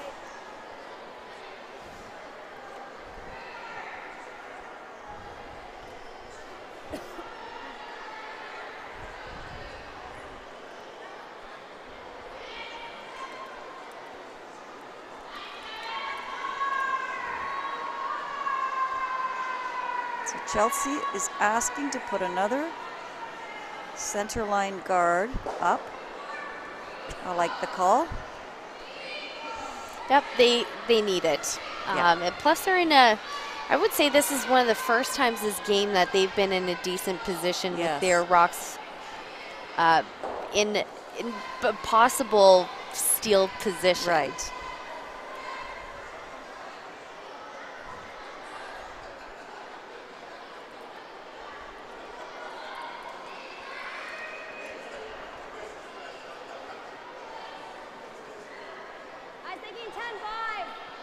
Again, Team Harrison has the hammer this end, so where that rock ended up for them acts more like a corner, so if they can run their yellow rock in, it's a pretty good position.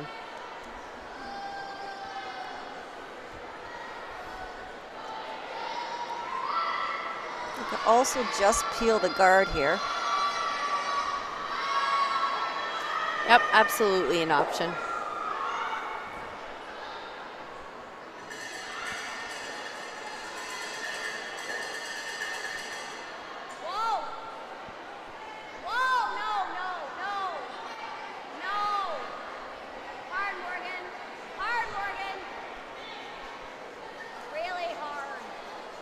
Getting this rock to curl. Okay. I'll be honest, Mary, I'm surprised they played such low weight at this. Well, yeah, so, you know, personally I like peeling the guard on that one, but if you're going to play that shot, I thought they would play it with full hit weight, play the short little run. Agreed, because at least if you spill it again, you're keeping, of course you would love to just sort of nut it right back in behind the corner guard, leave that back one exposed, but at least you'd make some granite fly. So right now, what Team Brandwood wants is more rocks in play.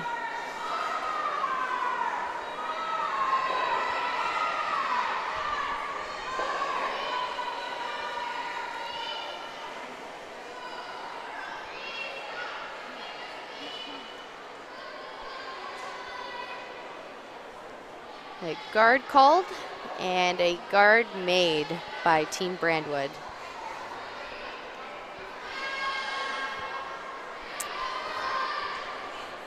Now they are looking at that double.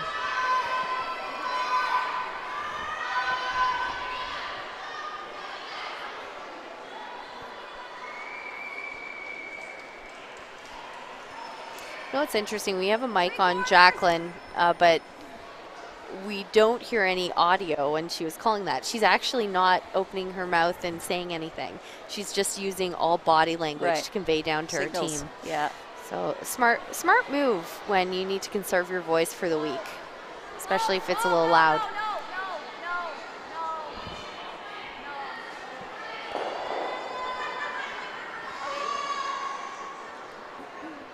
That will jam straight back, leaving a center line guard. That was part of Jacqueline's concern when they were talking about the double peel versus possibly coming in. I think it was still the right call. It's just all in the execution of it. Yeah.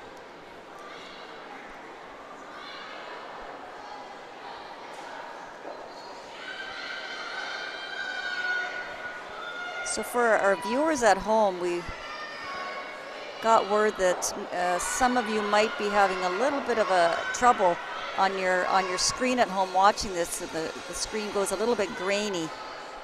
So we suggest that you just try to refresh your browser, and that could possibly help you. The other thing that can help too is it often comes down to your internet connection at home. Right. And if you're on a device that's wired in, like a computer wired in a hard line into your internet, that often results in a better connection than Wi-Fi.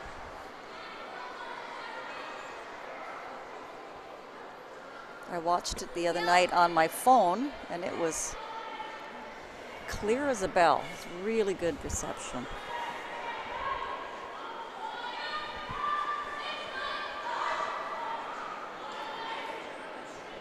Run back called by Team Harrison.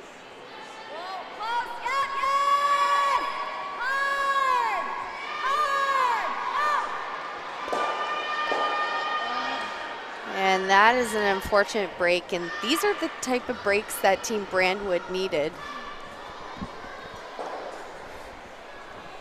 Yeah, you know, this is just so interesting, and this is where, you know, never give up in this game, because all of a sudden, I mean, I'm not saying that Brandwood's going to score in this end, but right now she's looking really good. We're coming up, there's only 2 more rocks left for Team Harrison. Team Brandwood, they had a debate between playing the hidden roll and playing the draw, and I'm happy to see that they've elected to play the draw in this case, because they can get their rocks in a much better position than off of the hidden roll. Absolutely. They just have to, rock placement's really important, because the 2 blue rocks that are in there are definitely, you know, a double possibility there if Jacqueline ever had a shot at it. And they, you know, Jacqueline's team does have a couple of yellow rocks in the house. So positioning here for Chelsea is really important. She's just going to put another one right in the pile here, I think, is the call. Yeah, she wants to keep that in the top.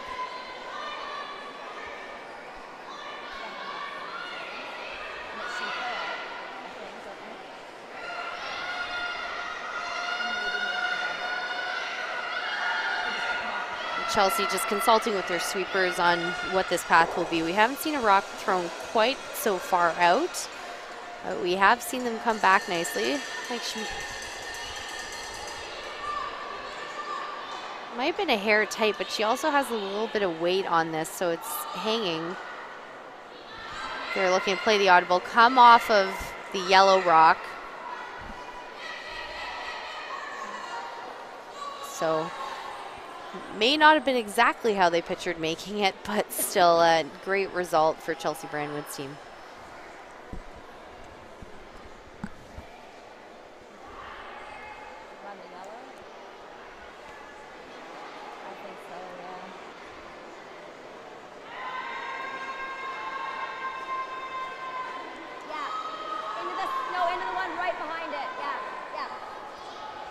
So they were originally looking to see if they had enough of that rock on the center line to run back, and it's a small half. It's not a great position. So the run back is what they will be calling. Well, actually, a hair high would probably be okay. She sure doesn't want to over curl on this one, Danielle. No, they have options. Hitting it a little high side will get them something.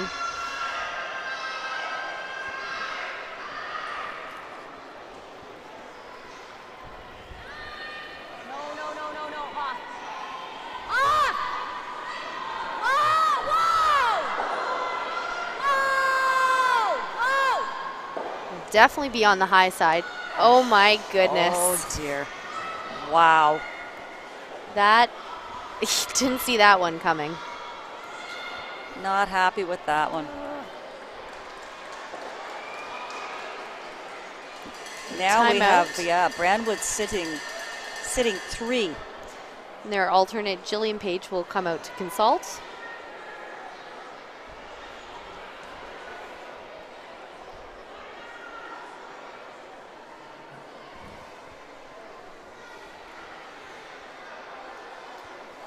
Have a listen in. Oh, actually, we don't have a mic on her, actually, but we'll try to illustrate what we're seeing them indicate with their broom.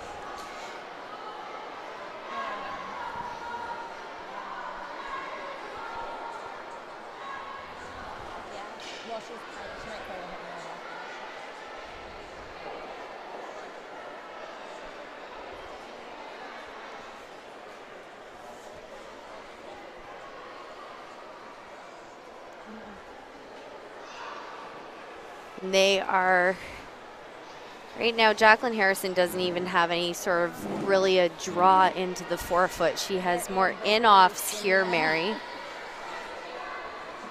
Talking about the in-off there. What they have to be careful with is where they're leaving their shooter, because if they throw it into the pile, Jacqueline just threw the run back. Not that you, as a skip, you necessarily want to have to play the hit and roll against. Not that you want to have to play a hit and roll against that. Sorry, just getting some audio in my ear. You want to just be careful where this is, because if you make the run back a little bit easier, as you can see there, any hole and there's the potential to go through it.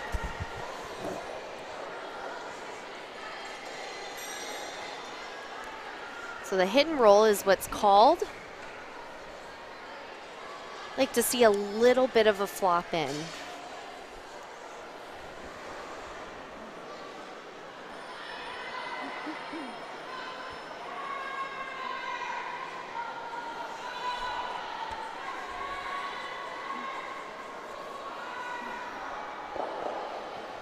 And this is a big missed opportunity, Mary. You know, I wasn't crazy about the hit and roll. She didn't need to hit that rock. She could have just, I know it's tough, it curls there, but she could have just played the in-turn draw. Even come off of that one with a nice draw weight type of thing and stick another one in there. It's basically what that's saying to me, Mary, is that she's not comfortable at all with draws. Yeah. At least not on this ice. Yeah. I thought she was a little more comfortable when we played her in playdowns, to be quite honest, and I'm a little surprised at how they're coming out to perform here. So they certainly showed us their best game. Okay. I think this will curl it. And because of that jam, this brings the double back into play. I don't. This will curl, I think.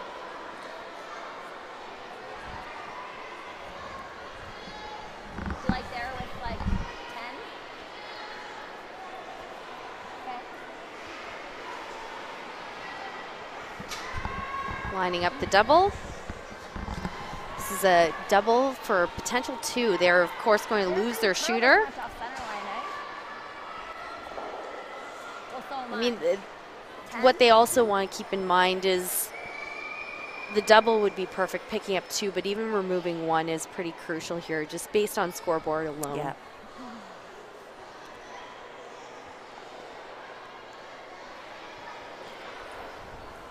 Last rock here of the 6th end, Team Jacqueline Harrison. That's tight. That's very tight line. Yes! Hard! Hard! Oh, she's on the guard. And that will be a steal of 2 for Team Brandwood. Will be Team Harrison 4-3 lead going into end number 7. An update on the scores across the board. Team Duncan picking up a steal of 1 for Team Murphy. They now lead 6-4. Team Murphy just crashed on a guard on her last. She was going for a deuce and just crashed. And we have our on sheet D, Team Ald leading Team Tippin 4-3. And then, of course, our first final out there, Team Homan defeating Team Horton 8-1.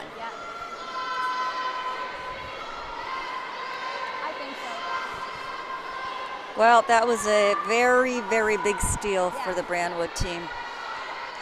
That was really the first end where we saw Team Harrison not in control and missing some shots. But again, Danielle, we talked about that earlier. Get rocks in play, and you have to force the other team to make really good, precise shots. And the only way you're going to do that is to get rocks in play, guards, get, rocks even just half around guards. They don't have to be buried, but make your opponents earn it. And quite often this is what happens. And you might see the tide turn here now where, the Harrison team is not feeling quite so confident. That's a good point, despite the fact that they are up with Hammer. That's right. They're up with Hammer, but that's a big confidence boost for Team Brandwood. Sure is. Yeah, it's going to come out the other side. It needs to stop.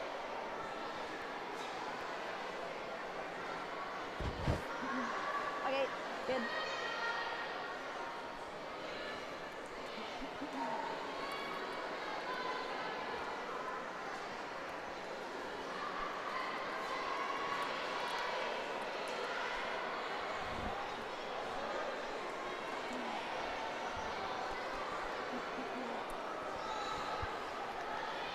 Nice draw in behind the guard. Did poke out center line side, but the biggest part is that it stayed above the tee.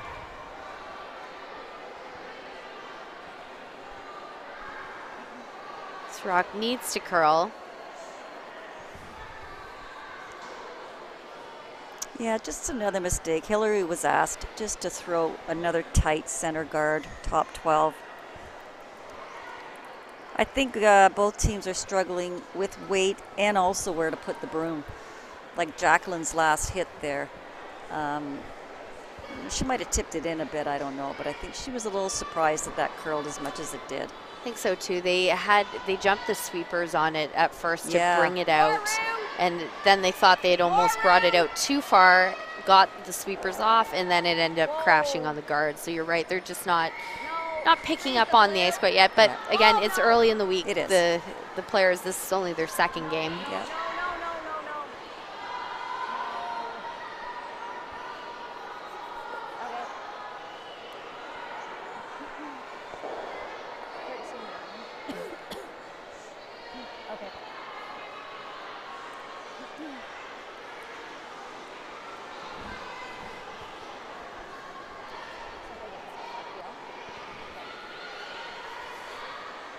We heard Jacqueline talking to Clancy. They're not wanting to take any chances with this end. This is a pretty good end for them to score or to blank. Mm-hmm. And they're talking about just ripping the guard as soon as they can. Well, here's a good chance for Chelsea's team to get another draw into this pile of rocks on the forefoot. Will come up short, but not a bad position. It's behind the guard.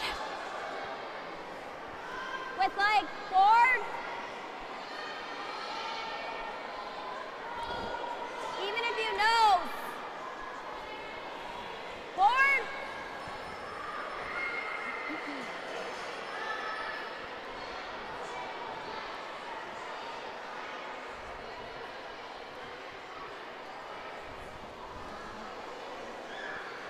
So she's not going to peel the guard now, Danielle. She's changed her mind. Hard! Hard! Change of plan, they'll attack the back. Hard, hard, hard! The way this rock is curling, they might be peeling the guard Right. anyways. On the top, on Yeah. the top, on the top. That's fine. Just squared it. Yeah, absolutely. That's not a bad position for them to be in.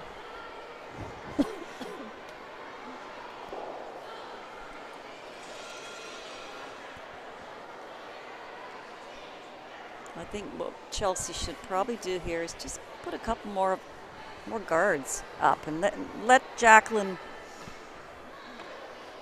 worry about those guards for a while.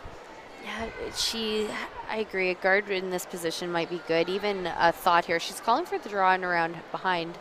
Consideration might be to even tap that rock straight back if you're looking at putting another one in. Yeah, yeah. Just it looks a little bit easier to get the rock right into the pocket. Just got to be careful here on angles. You know, next thing you know, Jacqueline's going to have a shot to sit a couple with hammer. So.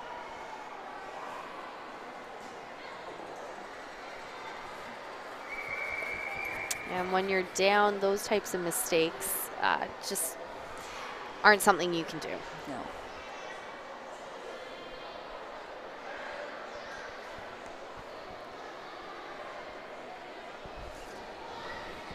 Board!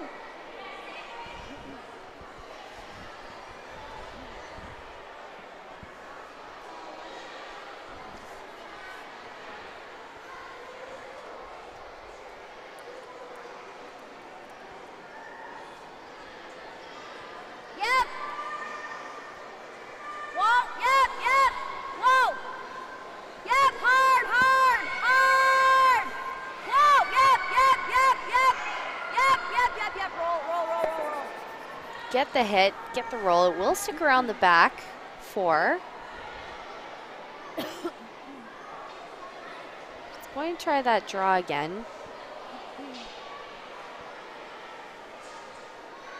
Must look easier from Chelsea's perspective.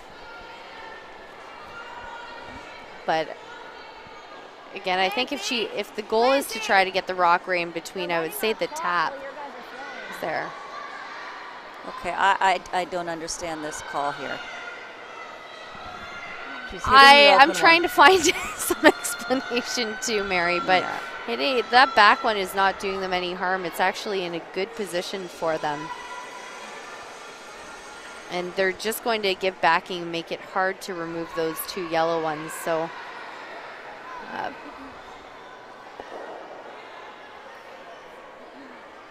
maybe they're just keeping them around there to eventually make a thriller run back. But I mean, there's jams all over the place right now. Yeah. And also hit this and I roll think here. she's just worried Jacqueline's got the hammer, so she doesn't want Jacqueline to have too many rocks in the house. But in this case, she's down one without. She's got to take some chances here. She could have just nestled another one right in there. Yeah, nestled it in there, whether it was a draw or whether it was a tap. Absolutely. Because before you know it, Jacqueline's going to have a few yellows in here if she can make this shot. Whoa, whoa! Yeah, you can't play scared. No. This is not the time to play scared. Gotta go real hard work. Hard work and carve it. Go, go, go, go, go. Okay.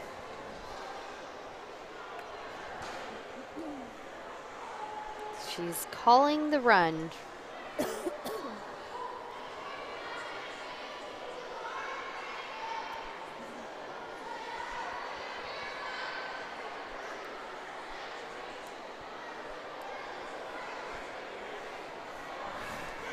So we've got a run double called here, Mary. Yeah, see, so we talked before about how quickly an end can turn around by Jacqueline's team missing that last shot. Now Brandwood here can sit 4 if she can make this shot. I don't think it's going to curl enough. They're really struggling with where to put that broom.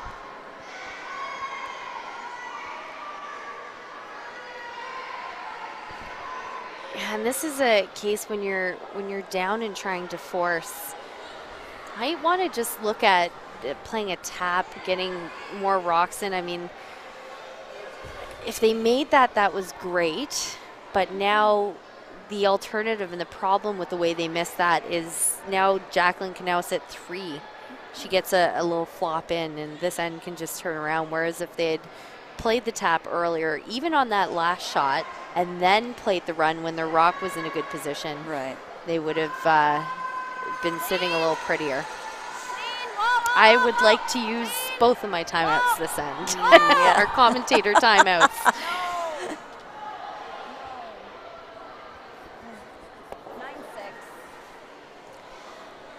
But there goes another missed opportunity. Just how quickly an end can change here, Mary.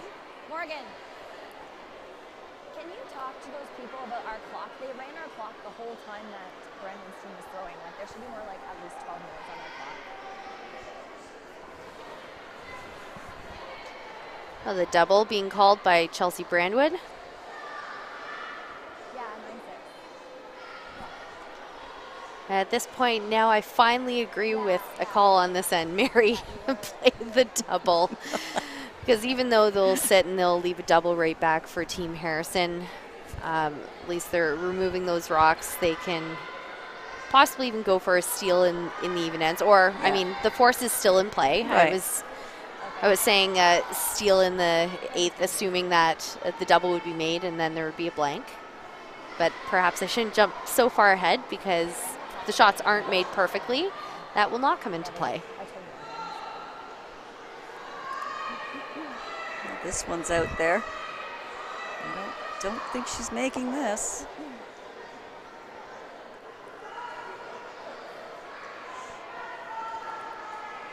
Slow here. I don't think this will do. I don't think they'll go crazy. I feel like that was 10. So the 2 is back in play. Yeah. Yeah, this end really is a great example of when you're moving the rocks around and you're missing a shot, how back and forth it can become. Yeah.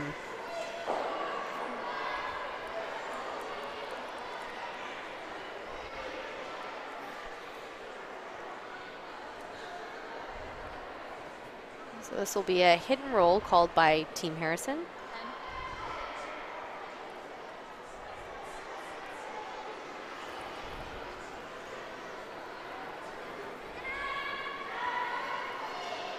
Picking this right up out of the hand. It is really going.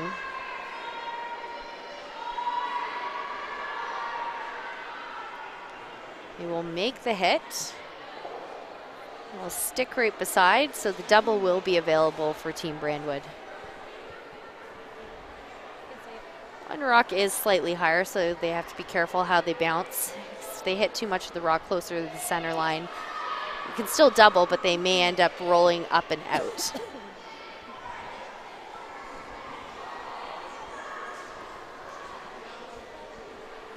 Yeah, good chance that if she makes the double, she probably will roll on top of that second one and out the door.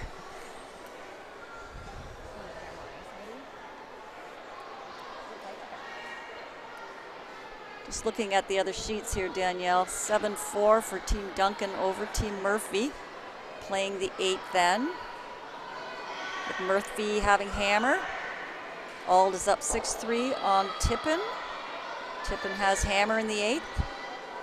And then we have one final Holman beating Horton. A double attempt from Chelsea Brandwood.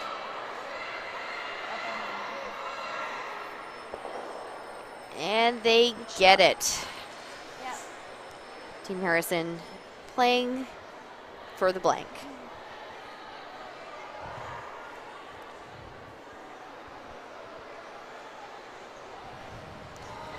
Really ideal for Team Harrison. Didn't look like this might be the case earlier on in the end, but the blank going into each end, they always come up with a strategy, and either a blank or a 2 would have been good for them. So here's a great chance for them to possibly blank. To blank this end, and if they could take 2 in the 8th, they're in a pretty good position. Lynn sweeping this right out of the hand. It is curling. They're trying to sweep it to curl, but it will be a no. So as a single point for Team Harrison, and they take a 5-3 lead over Team Brandwood. I was a little surprised she didn't come the other turn on that. I know it does, you know, it's tricky on that outside turn too. It will run with any kind of weight, but generally that's the way you would try to blank an end. Less room to have to roll out. Yeah, less room to have to roll out. It's generally straighter, so you can take going outside in, so you can take the curl factor out of it a bit more. And as you can see there, that it was curling right out of her hand. So it's a spot that curls, and I suspect she might have helped it a little bit, resulting in that. On the flip side, though, nosing it when they're already up 1 and going up 2 can be pretty important. Just from a numbers perspective, being up on the team, Team Brandwood is happy that they forced, but at the same time they know they're still down 2, and this will be a big end for Team Brandwood to definitely take back the momentum in their favor. They'll really need to go for their deuce. And I mean, misses out of Team Harrison, which we saw 2 ends ago especially, and that can result in a 3. Right.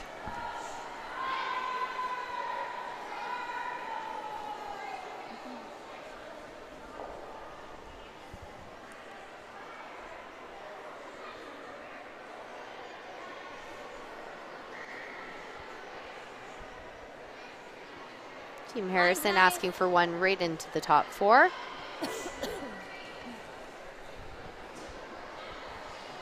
Yeah, it looks all here. It's running still. 13-9. Yes, rock has some legs on it. Starting to grind. Okay. We'll finish just behind the tee line.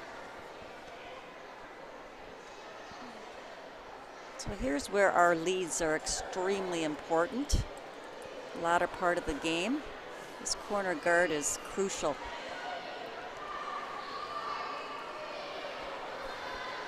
Even with that first rock, it was in the house, yes, but because it slipped behind the tee, that's exactly what Team Brandwood would like.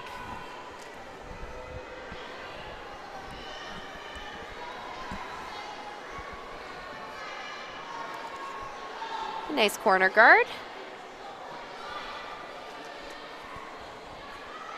Beautiful shot by Hillary Noon. Yeah. Hillary is a student here at Conestoga College? Conestoga. Conestoga. Okay, pretty thanks, close. Danielle.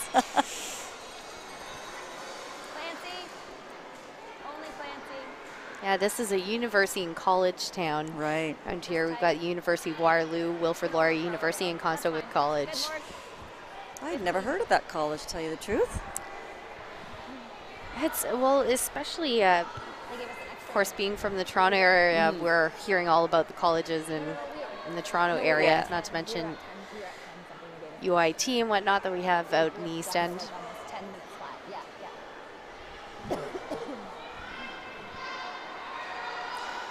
Could overhear some mumblings from Team Harrison. They're just concerned about the time on their clock, felt it might have been running when it shouldn't have been, and they were down.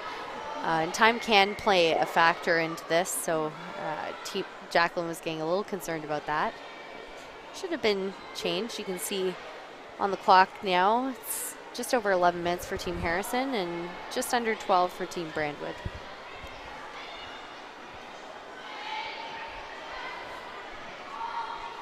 Which it is a little tight on time. Like to be have a hair more time to feel comfortable. Right. Oh, no. Clancy.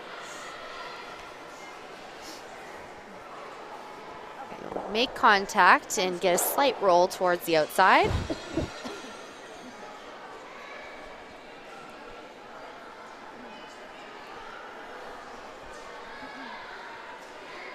Team Brandwood electing to play the hit and roll.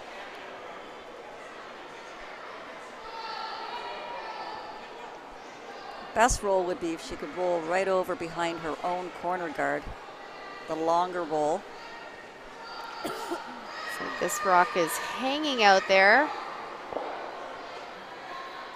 Kind of got stuck in betweensy there. She was just going for behind the center, but I agree with you, Mary. Getting the play over to the corner would be to their advantage. 10-5. Probably.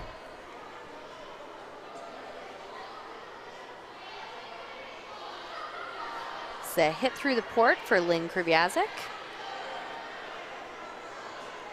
Clean. Clean. Yep, yep. Hard. Hard. Big scrub. Hard. Whoa, whoa, whoa, whoa. Made it through the port and got a hair of a flop inside. That rock is still almost fully exposed. Chelsea's asking for board weight to hit and flop in behind the corner. Like more, like not like just like flipping but it just takes off for at the end. Like that's what mine did too. Yeah,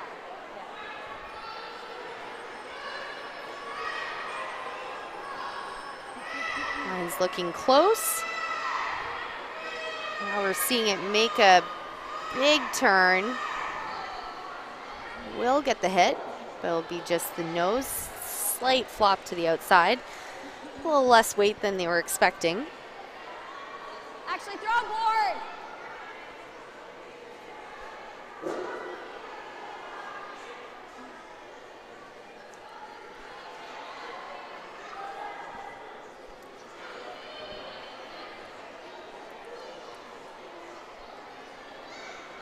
Another board weight hit being called for Clancy Grandy. Clean. Whoa. Whoa. No. No. Morgan. Morgan, hard. Hard work, hard, hard, hard, hard, hard, hard, hard. Clancy has had a lot of success at junior level, 2011 Ontario champ as a skip, and she had Sarah Wilkes on her team, who's out west now, Laura Crocker, and Lynn Krivyazik on that team. So Yeah, before she was with her past series of teams, she was skip. right, yeah, she was, and she's also 2014 Canadian mixed doubles Olympic trials participant, and her partner was Patrick Jansen, who is also her partner in life. You know, I always find that interesting when you have the dynamics of a mixed doubles team. Oh yeah, it's Like a fun. 9. See, some people do play with their partners of life, Yeah. and others avoid that at all costs.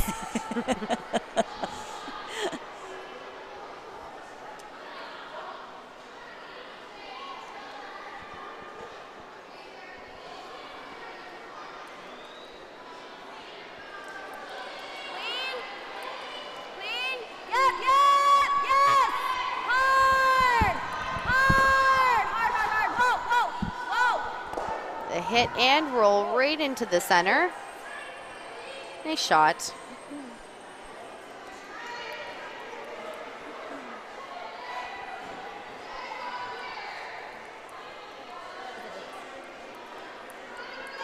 Okay, not there, but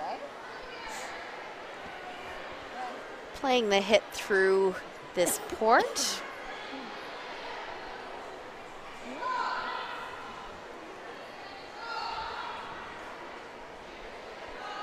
Quite a bit of weight at this.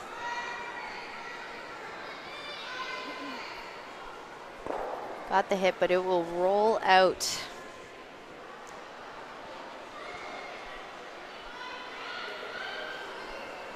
So here's a chance for Jacqueline to play a path that this team has gotten to know well. Played this a few times 2 ends ago. It's the exact same spot, so they know exactly how it will curl.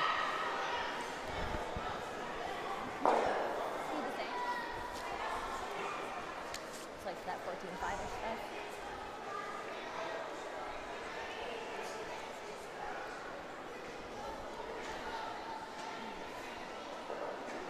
This is a draw for Jacqueline Harrison, her first rock of the 8th end.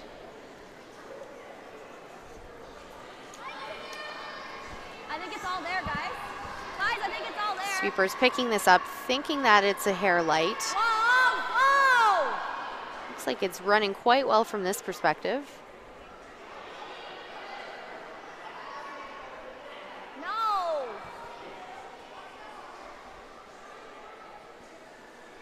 And Jacqueline out of her hand. The sweepers immediately jumped it. Jacqueline said she thought it was there and has gone to the back. Okay. Good sweep. I said all there out of my hand. So this opens the door for Chelsea Brandwood to follow down. Again, Team Brandwood has the hammer. Could be a skipper's deuce in play here, Mary. Yeah, she definitely still has a chance to score 2 points here. I don't know if she's thrown a lot of hits in this game, so she really needs to get one in here and definitely in front of the tee line. Chelsea Brandwood's first rock of the 8th end. Looks like she was a hair narrow on this one. It was a big scrub. Big Really scrub to get past the guard, by. but it looks like it will be all over it.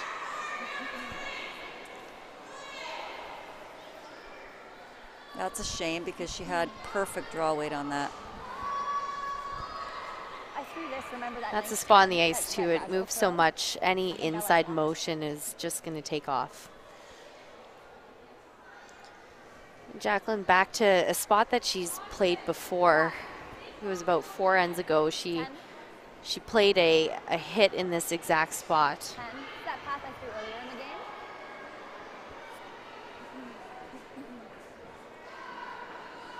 I want to roll to center line. So hit and roll towards center is the call.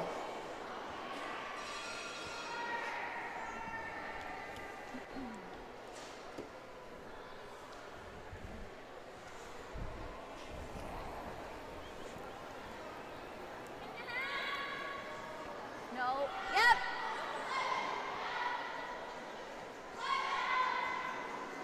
Hard. Sweeping it the whole way down, looking for the roll. It'll be practically a nose. Well, Decision time. And I was going to say, let me guess, she's not going to be drawing on this one. yeah, either way, kind of mission accomplished for Jacqueline's team. They are forcing Wasn't quite as positive with it. Chelsea to a point here in the 8th end.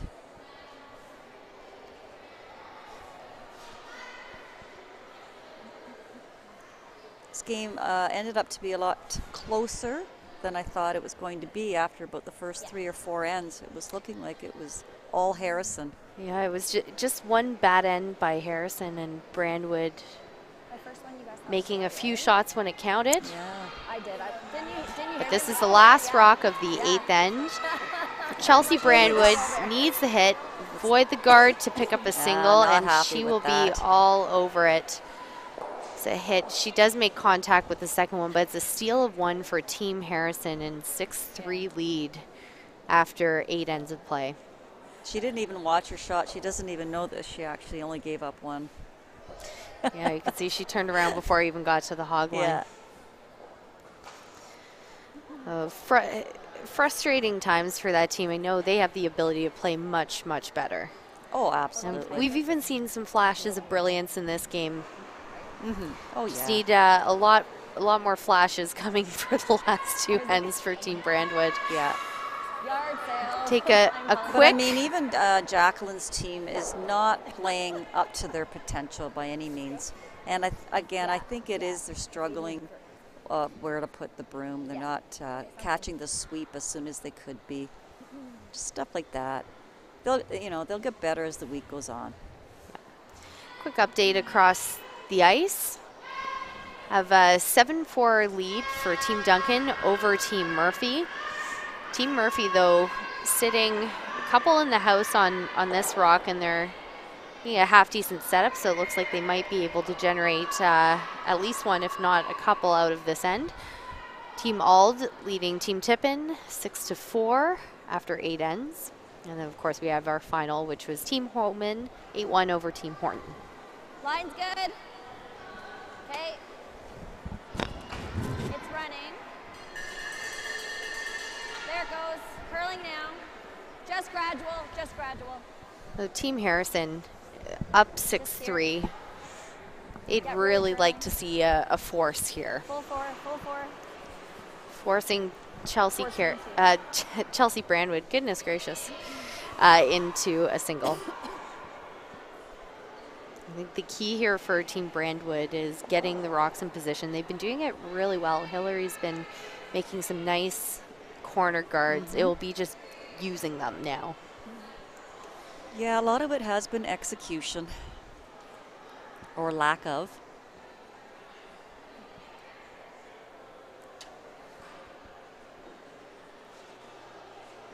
Need this one to hit the brakes. And it looks like it might be on. So 10. just as soon as I was pumping her tires on how well she'd be putting up the corner guards.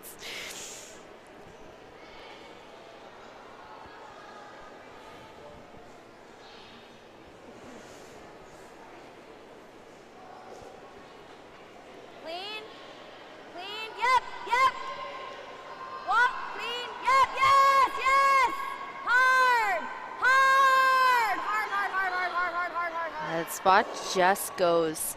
I think, Mary, because we have the advantage of hearing some of the comments that Team Harrison is saying and talking amongst each other. I think Jacqueline's just not believing what she's seeing. She's attributing the missed shots to throws rather than believing that the ice actually does curl that much. Agreed. So thinking that I softed a little, or whoever was throwing that might have softed it or whatnot. But really, when you see it a couple times, you just have to believe it.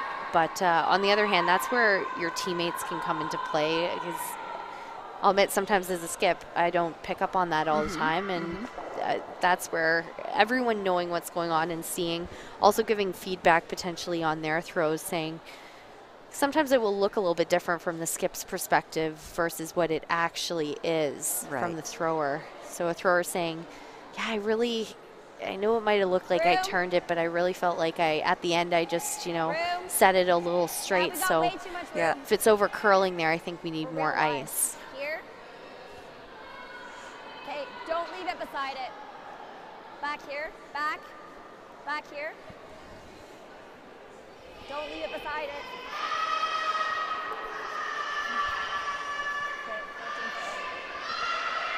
Well, they didn't leave it beside it, but they certainly left it in a double position.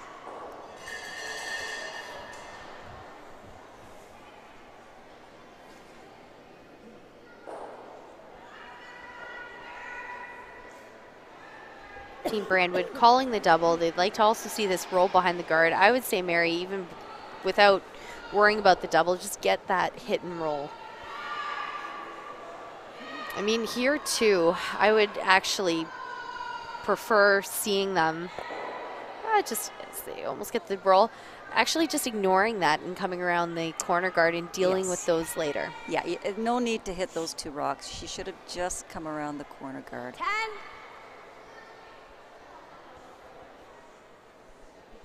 Because you also want to throw the shot that's going to be easier for your team, and I'd argue that in the majority of cases, a hit and roll is the harder shot. Well, hit and rolls are hardly ever made perfectly.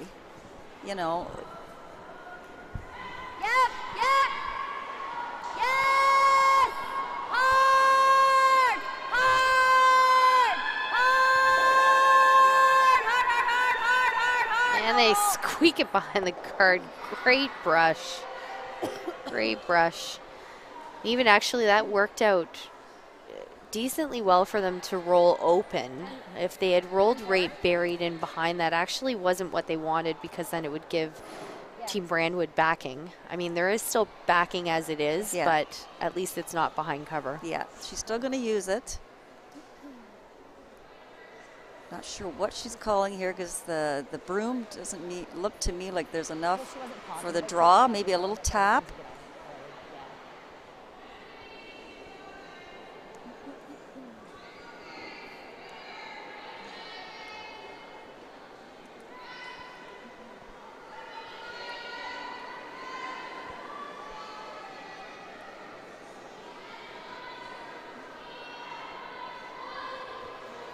Even just getting it behind the guard now. It's over curling. Yeah, that's perfect. Right in behind.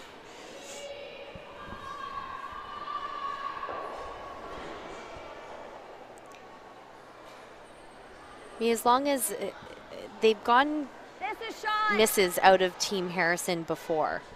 So as long as they're forcing Team Harrison into tough, precise shots, that's how they're able to generate 2, potentially even 3.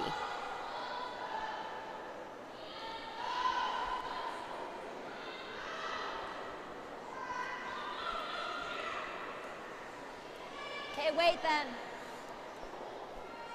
No, no, no. No, no. No, no, can't. Waiting for the curl. Can't. No. Sweepers are calling a back 8. No, no, no, no. Okay. Be tapping their own straight back. Pardon me. 13-8. That's a spot where we've seen the rocks run inside out, and players have gotten a little fooled by the speed of the ice there. It's tough too because that's not a rock that you want to come up light on. So tolerance was a little bit of a tap, but unfortunately with that much weight, it just hung out there.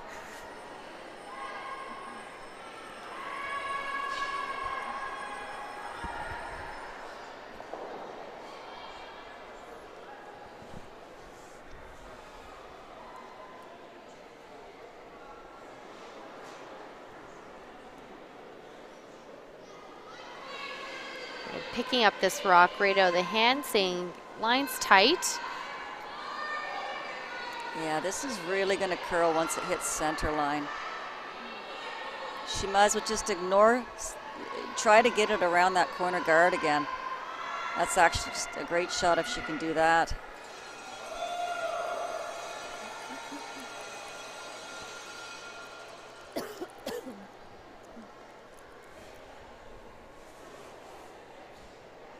Not bad though. They've got the angles this end. Well, the only way they can hit this is if they pick it. These are hooked. What, you like this? Can we call time?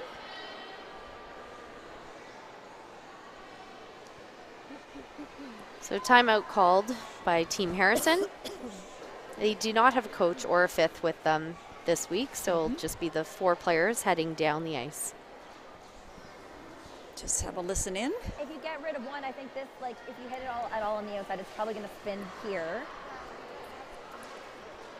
Yeah. Then.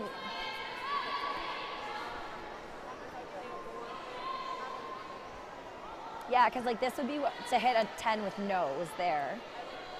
No, I'm just saying ice-wise. This is where I'm giving to hit nose with 10. So, do you like there with board? If you're just board, yeah. Do you like that?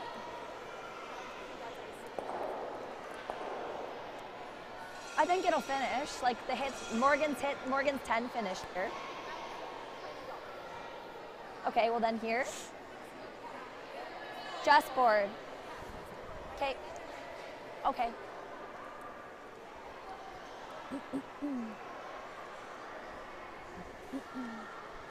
So the final call, they are, after consultation, have decided to unlock the back blue one, play a board weight hit, and keep the angle on the rock, which I think was really smart decision. Yeah, I like this. I would probably even throw more weight at it. It's just so tricky to throw these, you know, lightweight shots, especially in this spot. It will curl.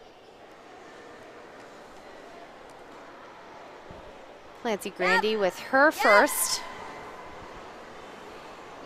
of the ninth end. Hard! Hard! Hard, hard, hard. Gotta go, hard, hard, hard, hard. That's what I meant. Just wicks off the guard. Yeah, I just think just throw it hard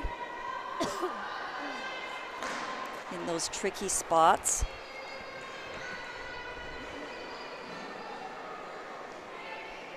You know what, she threw more than they were trying to throw there too. Talking about board, and that was definitely a control. Chance for Team Brandwood to rearrange the angles.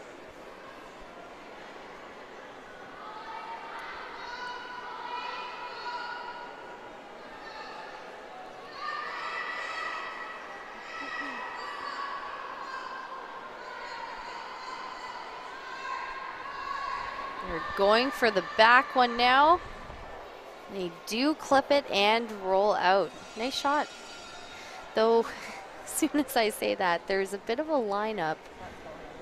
And that blue's going back onto there. So actually, yeah, good, not bad positioning. You can see now from this angle too that it's open plus some. And if they play the double, they'll be able to sit 2 after this. Yeah, what kind of weight do you think? I think you gotta throw like a 9, eh? You gotta get throw a 9. You like there? 9? Okay. Right. They're throwing this inside out path. Get the curl, like to see the curl around the guard. So they can afford to hit this a hair on the low side, so a hair on the board side, we'll say. Sliver low. She's definitely gonna throw weight on this one, Danielle.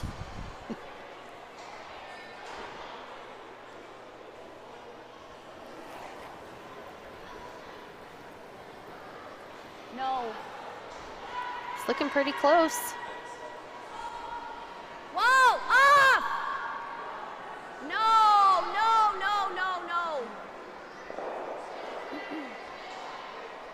She'll get the hit, and they'll sit second and third shot, bouncing the blue rock to the back 4.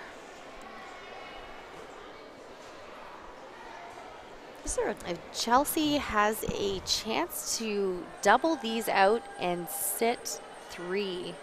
That would be huge. And this was all, talking about angles, this was all started with that nice grouping of rocks. They had some nice shots freezing in there, getting the angles. Stay straight. Yeah. It looked like a 1-2, and then when you call this. And this was something that Team Harrison had been playing against them at the beginning of the game. Right. Yeah, I think so. What turn do you think? Flatter rolls the out turn, but better effective. Chelsea Brandwood in her first shot in the 9th end. Double attempt to lie 3.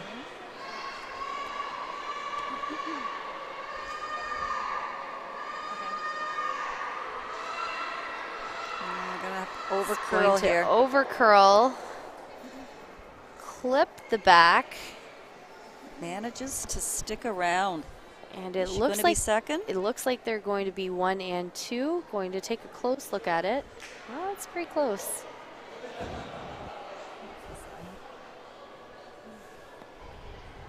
Jacqueline's thinking that they are 1 and 2. I think the in's gonna curl. Do you like 9.5? There? Team Harrison would like to see a flop in behind the corner. Yeah. So they have to go pretty hard for this roll, and I would say, Mary, even the tolerance on the shot, if you don't get the roll, at least use that yellow rock as a catcher to assure themselves of being shot and force Chelsea into a tough shot to get 2. Little less.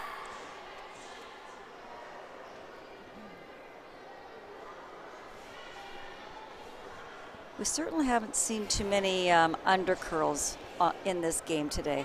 We've seen a lot of over curls. Yep, Good hard. point, and it should start moving, and we're seeing it moving. Yes, hard. Hard. Should be good for this hit and stick. I believe that will give Chelsea a chance for 2 here. They'll probably measure that second. Well, it might change your Still. shot call even. If you don't think your second shot, you might even have to play the double. But if they're confident that it's them, then it's just an open hit. Looks like they are. Yeah.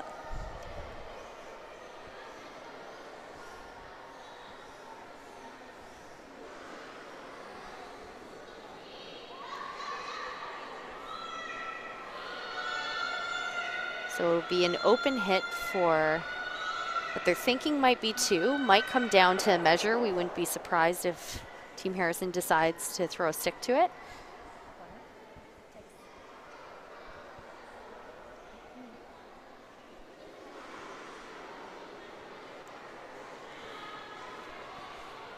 Last rock of the 9th end.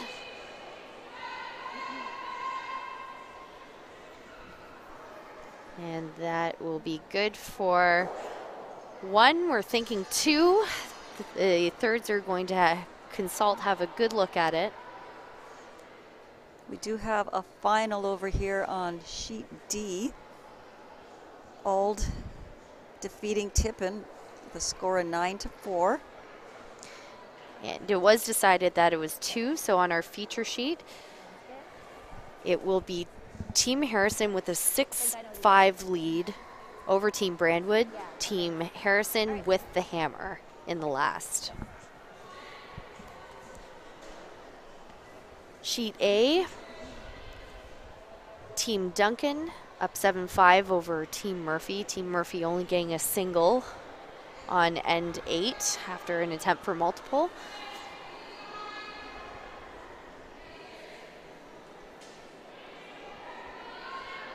Okay, coming down to the wire on our feature sheet.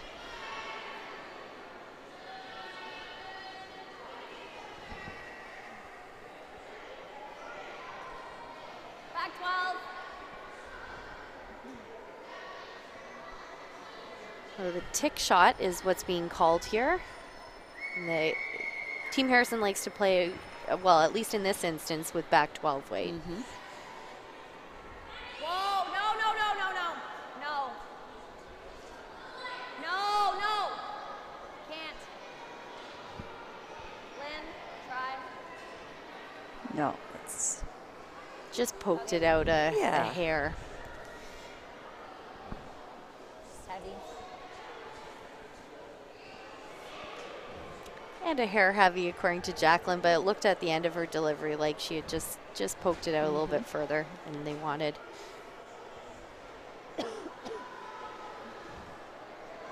so the first center guard that went up here is kind of in the middle between the hog line and the rings. She would have preferred it to be just over the hog or just tight to the rings. They want to get 2 center line guards up here with as much separation as possible. This is looking nice. Nice shot Beautiful. by Hillary. Team Harrison switching tactics now. Yeah, a lot of teams will try it on the first one, and then if they don't succeed, they'll come in on the second.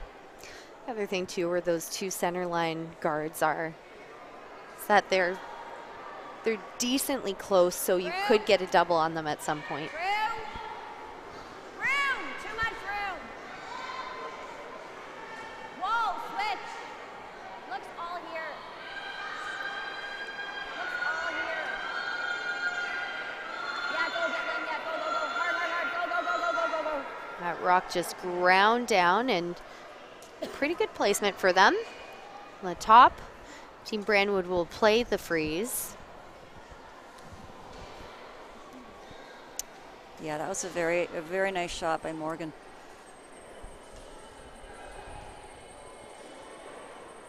The most important part was that they kept that above the Above tee, the which tee. they did. Yep. Riley being asked to freeze on top of this yellow one. This has got some moving to do.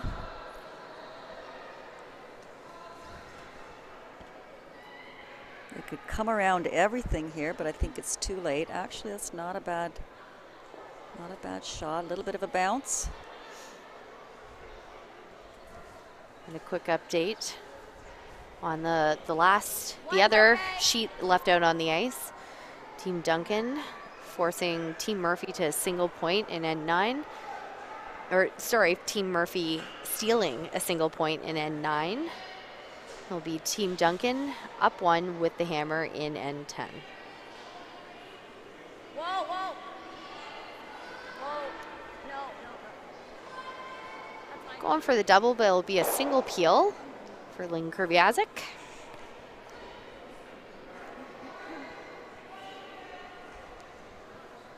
With that, actually, this opens the door for Team Brandwood to be able to put a higher guard.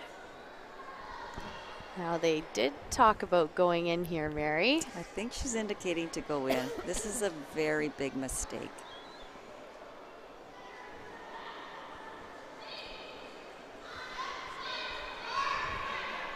This is exactly what Jacqueline, oh, no, she is going for the guard. Want to keep this higher. Lots of separation. If they can keep it higher than their original rock, that would be best, but great line here. Yeah, this is a great shot. And they did get it higher, and nice line on that too. Make the double much trickier.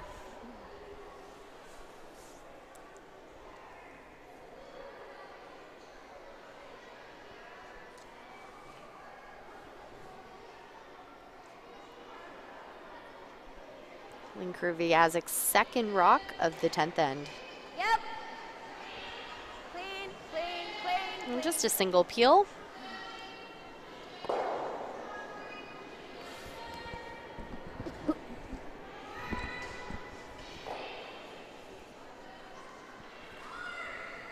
Another guard called by Team Brandwood, high guard. Placing that at the exact same place would be pretty perfect.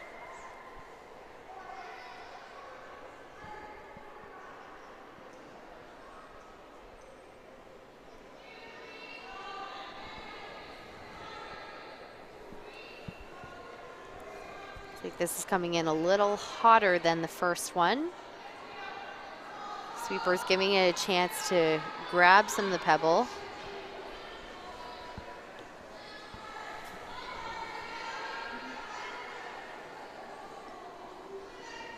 It will stop. Exposes 1/2 to 3/4 of the tight blue rock though. That's why we're seeing, that's more of a concern to Team Harrison, and that's why we're seeing the peel being called. Actually even have a run back opportunity. Yep. Whoa. Clean. Yep. Whoa. Yep. Whoa. Great And shot. there that is. Beautiful shot. Yeah, Clancy really threw that nicely. Always makes it so much easier for the skip to call when you have a nice clean yeah. throw, and Yeah. gives a good indication of how to read the ice too. So nicely thrown, nicely called.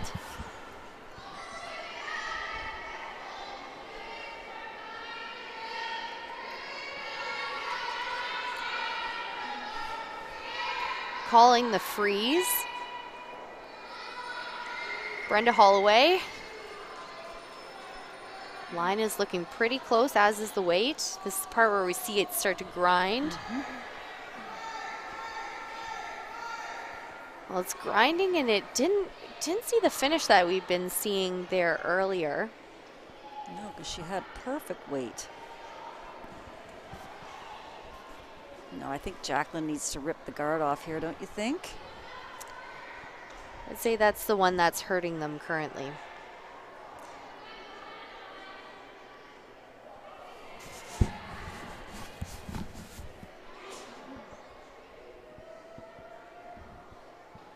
She could possibly clip the one off in the house as well. Whoa. Whoa. Good. Nice peel. And I'll get the job done.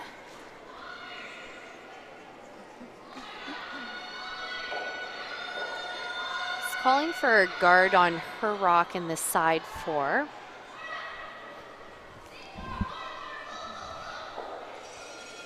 What would you like to see here, Danielle? To be honest, I'd be tempted more to guard the...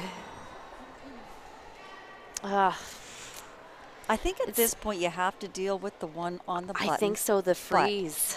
Just freeze on top of it. Well, they have a perfect pocket here Yeah. to do something with it. So a freezer to the pocket might be what they would like here.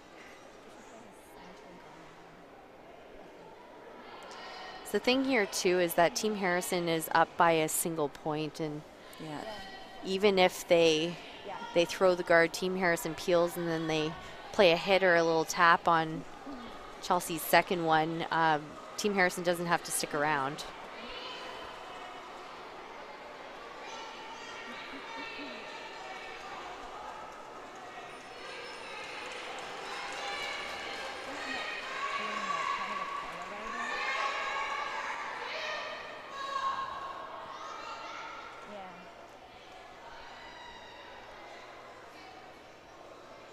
Ends up as a corner center line guardish.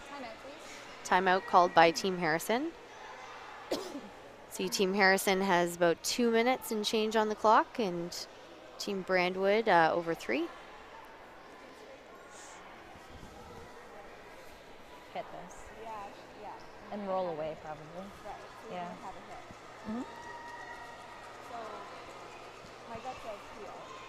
Or she's going to maybe tap this just out of the 4 foot, which is also fine, yeah. We'll just hit this one. I think that's what's going to kill us. I agree. Yeah. Okay. Yeah. If we rip that, she has no choice. She has to move this, and she's got to move it far enough where she's shot.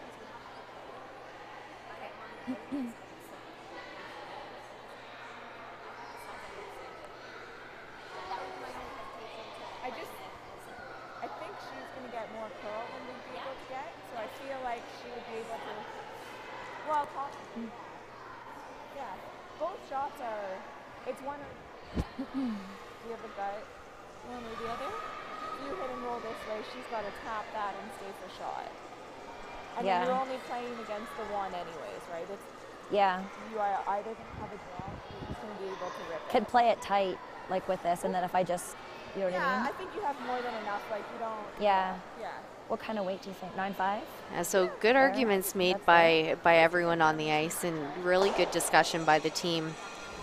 They have 2 shot options. They could rip the guard, or they could play a hit on the rock in the house. And the argument for ripping the guard is that's the only rock that can hurt them.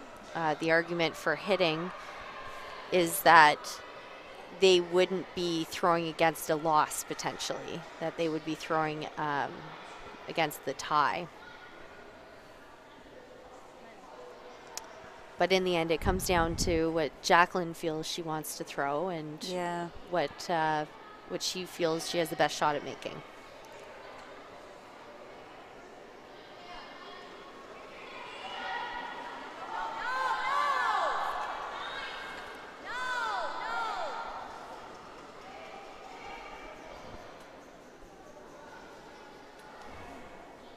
And they will rip the back one, so mission accomplished. I still think they should have peeled the card. Because right now, Chelsea's got a great chance here. If she could just move this one enough for her to be shot, for Chelsea to be shot. She needs and that to move guard it. is going to be in the way. It will be in the way. She needs to move it, though, or you can see she needs to punch it to the back, because remember, she has to sit shot on this rock. And there'll be a decent amount of separation that Team Harrison can just straight peel it out. Again, they don't need to stick around. They're up 1.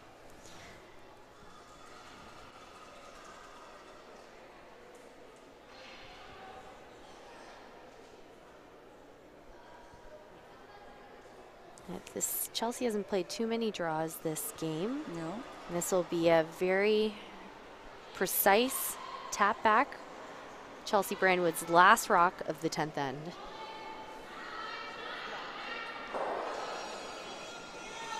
This line's looking pretty good if the weight is.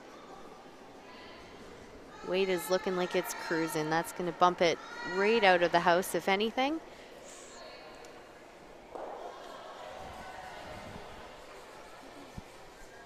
And not even quite out of the house. Too much weight, and it'll be a steal of 1 for Team Harrison. Final score, 7-5, Team Harrison over Team Brandwood. And Mary, your thoughts overall on this game? Well, you know, I kind of thought that both teams struggled a lot with where to put the broom. And again, the more games they play out here this week, the better they will get at that. I think the biggest problem was Chelsea just not playing aggressively enough when she was down. So it was Team Harrison with all the momentum in the beginning, Team Brandwood taking it back towards the middle, but Team Harrison finishing it off at the end. We do have one more sheet still left on the ice. Team Duncan up 7-6 over Team Murphy in the last end, and make sure to keep an eye on the Curl On scoreboard for the live scoring. That's ontcurl.com/scoreboard. And this concludes our coverage of Draw 5 at the Ontario Women's Scotties Tournament of Hearts. Please tune in at 2:30 when we'll be featuring Team Dow against Team Thomas. Until then, on behalf of myself, Danielle Inglis, my co-commentator, Mary Chilvers, and the rest of our TSL crew, we wish you a wonderful afternoon.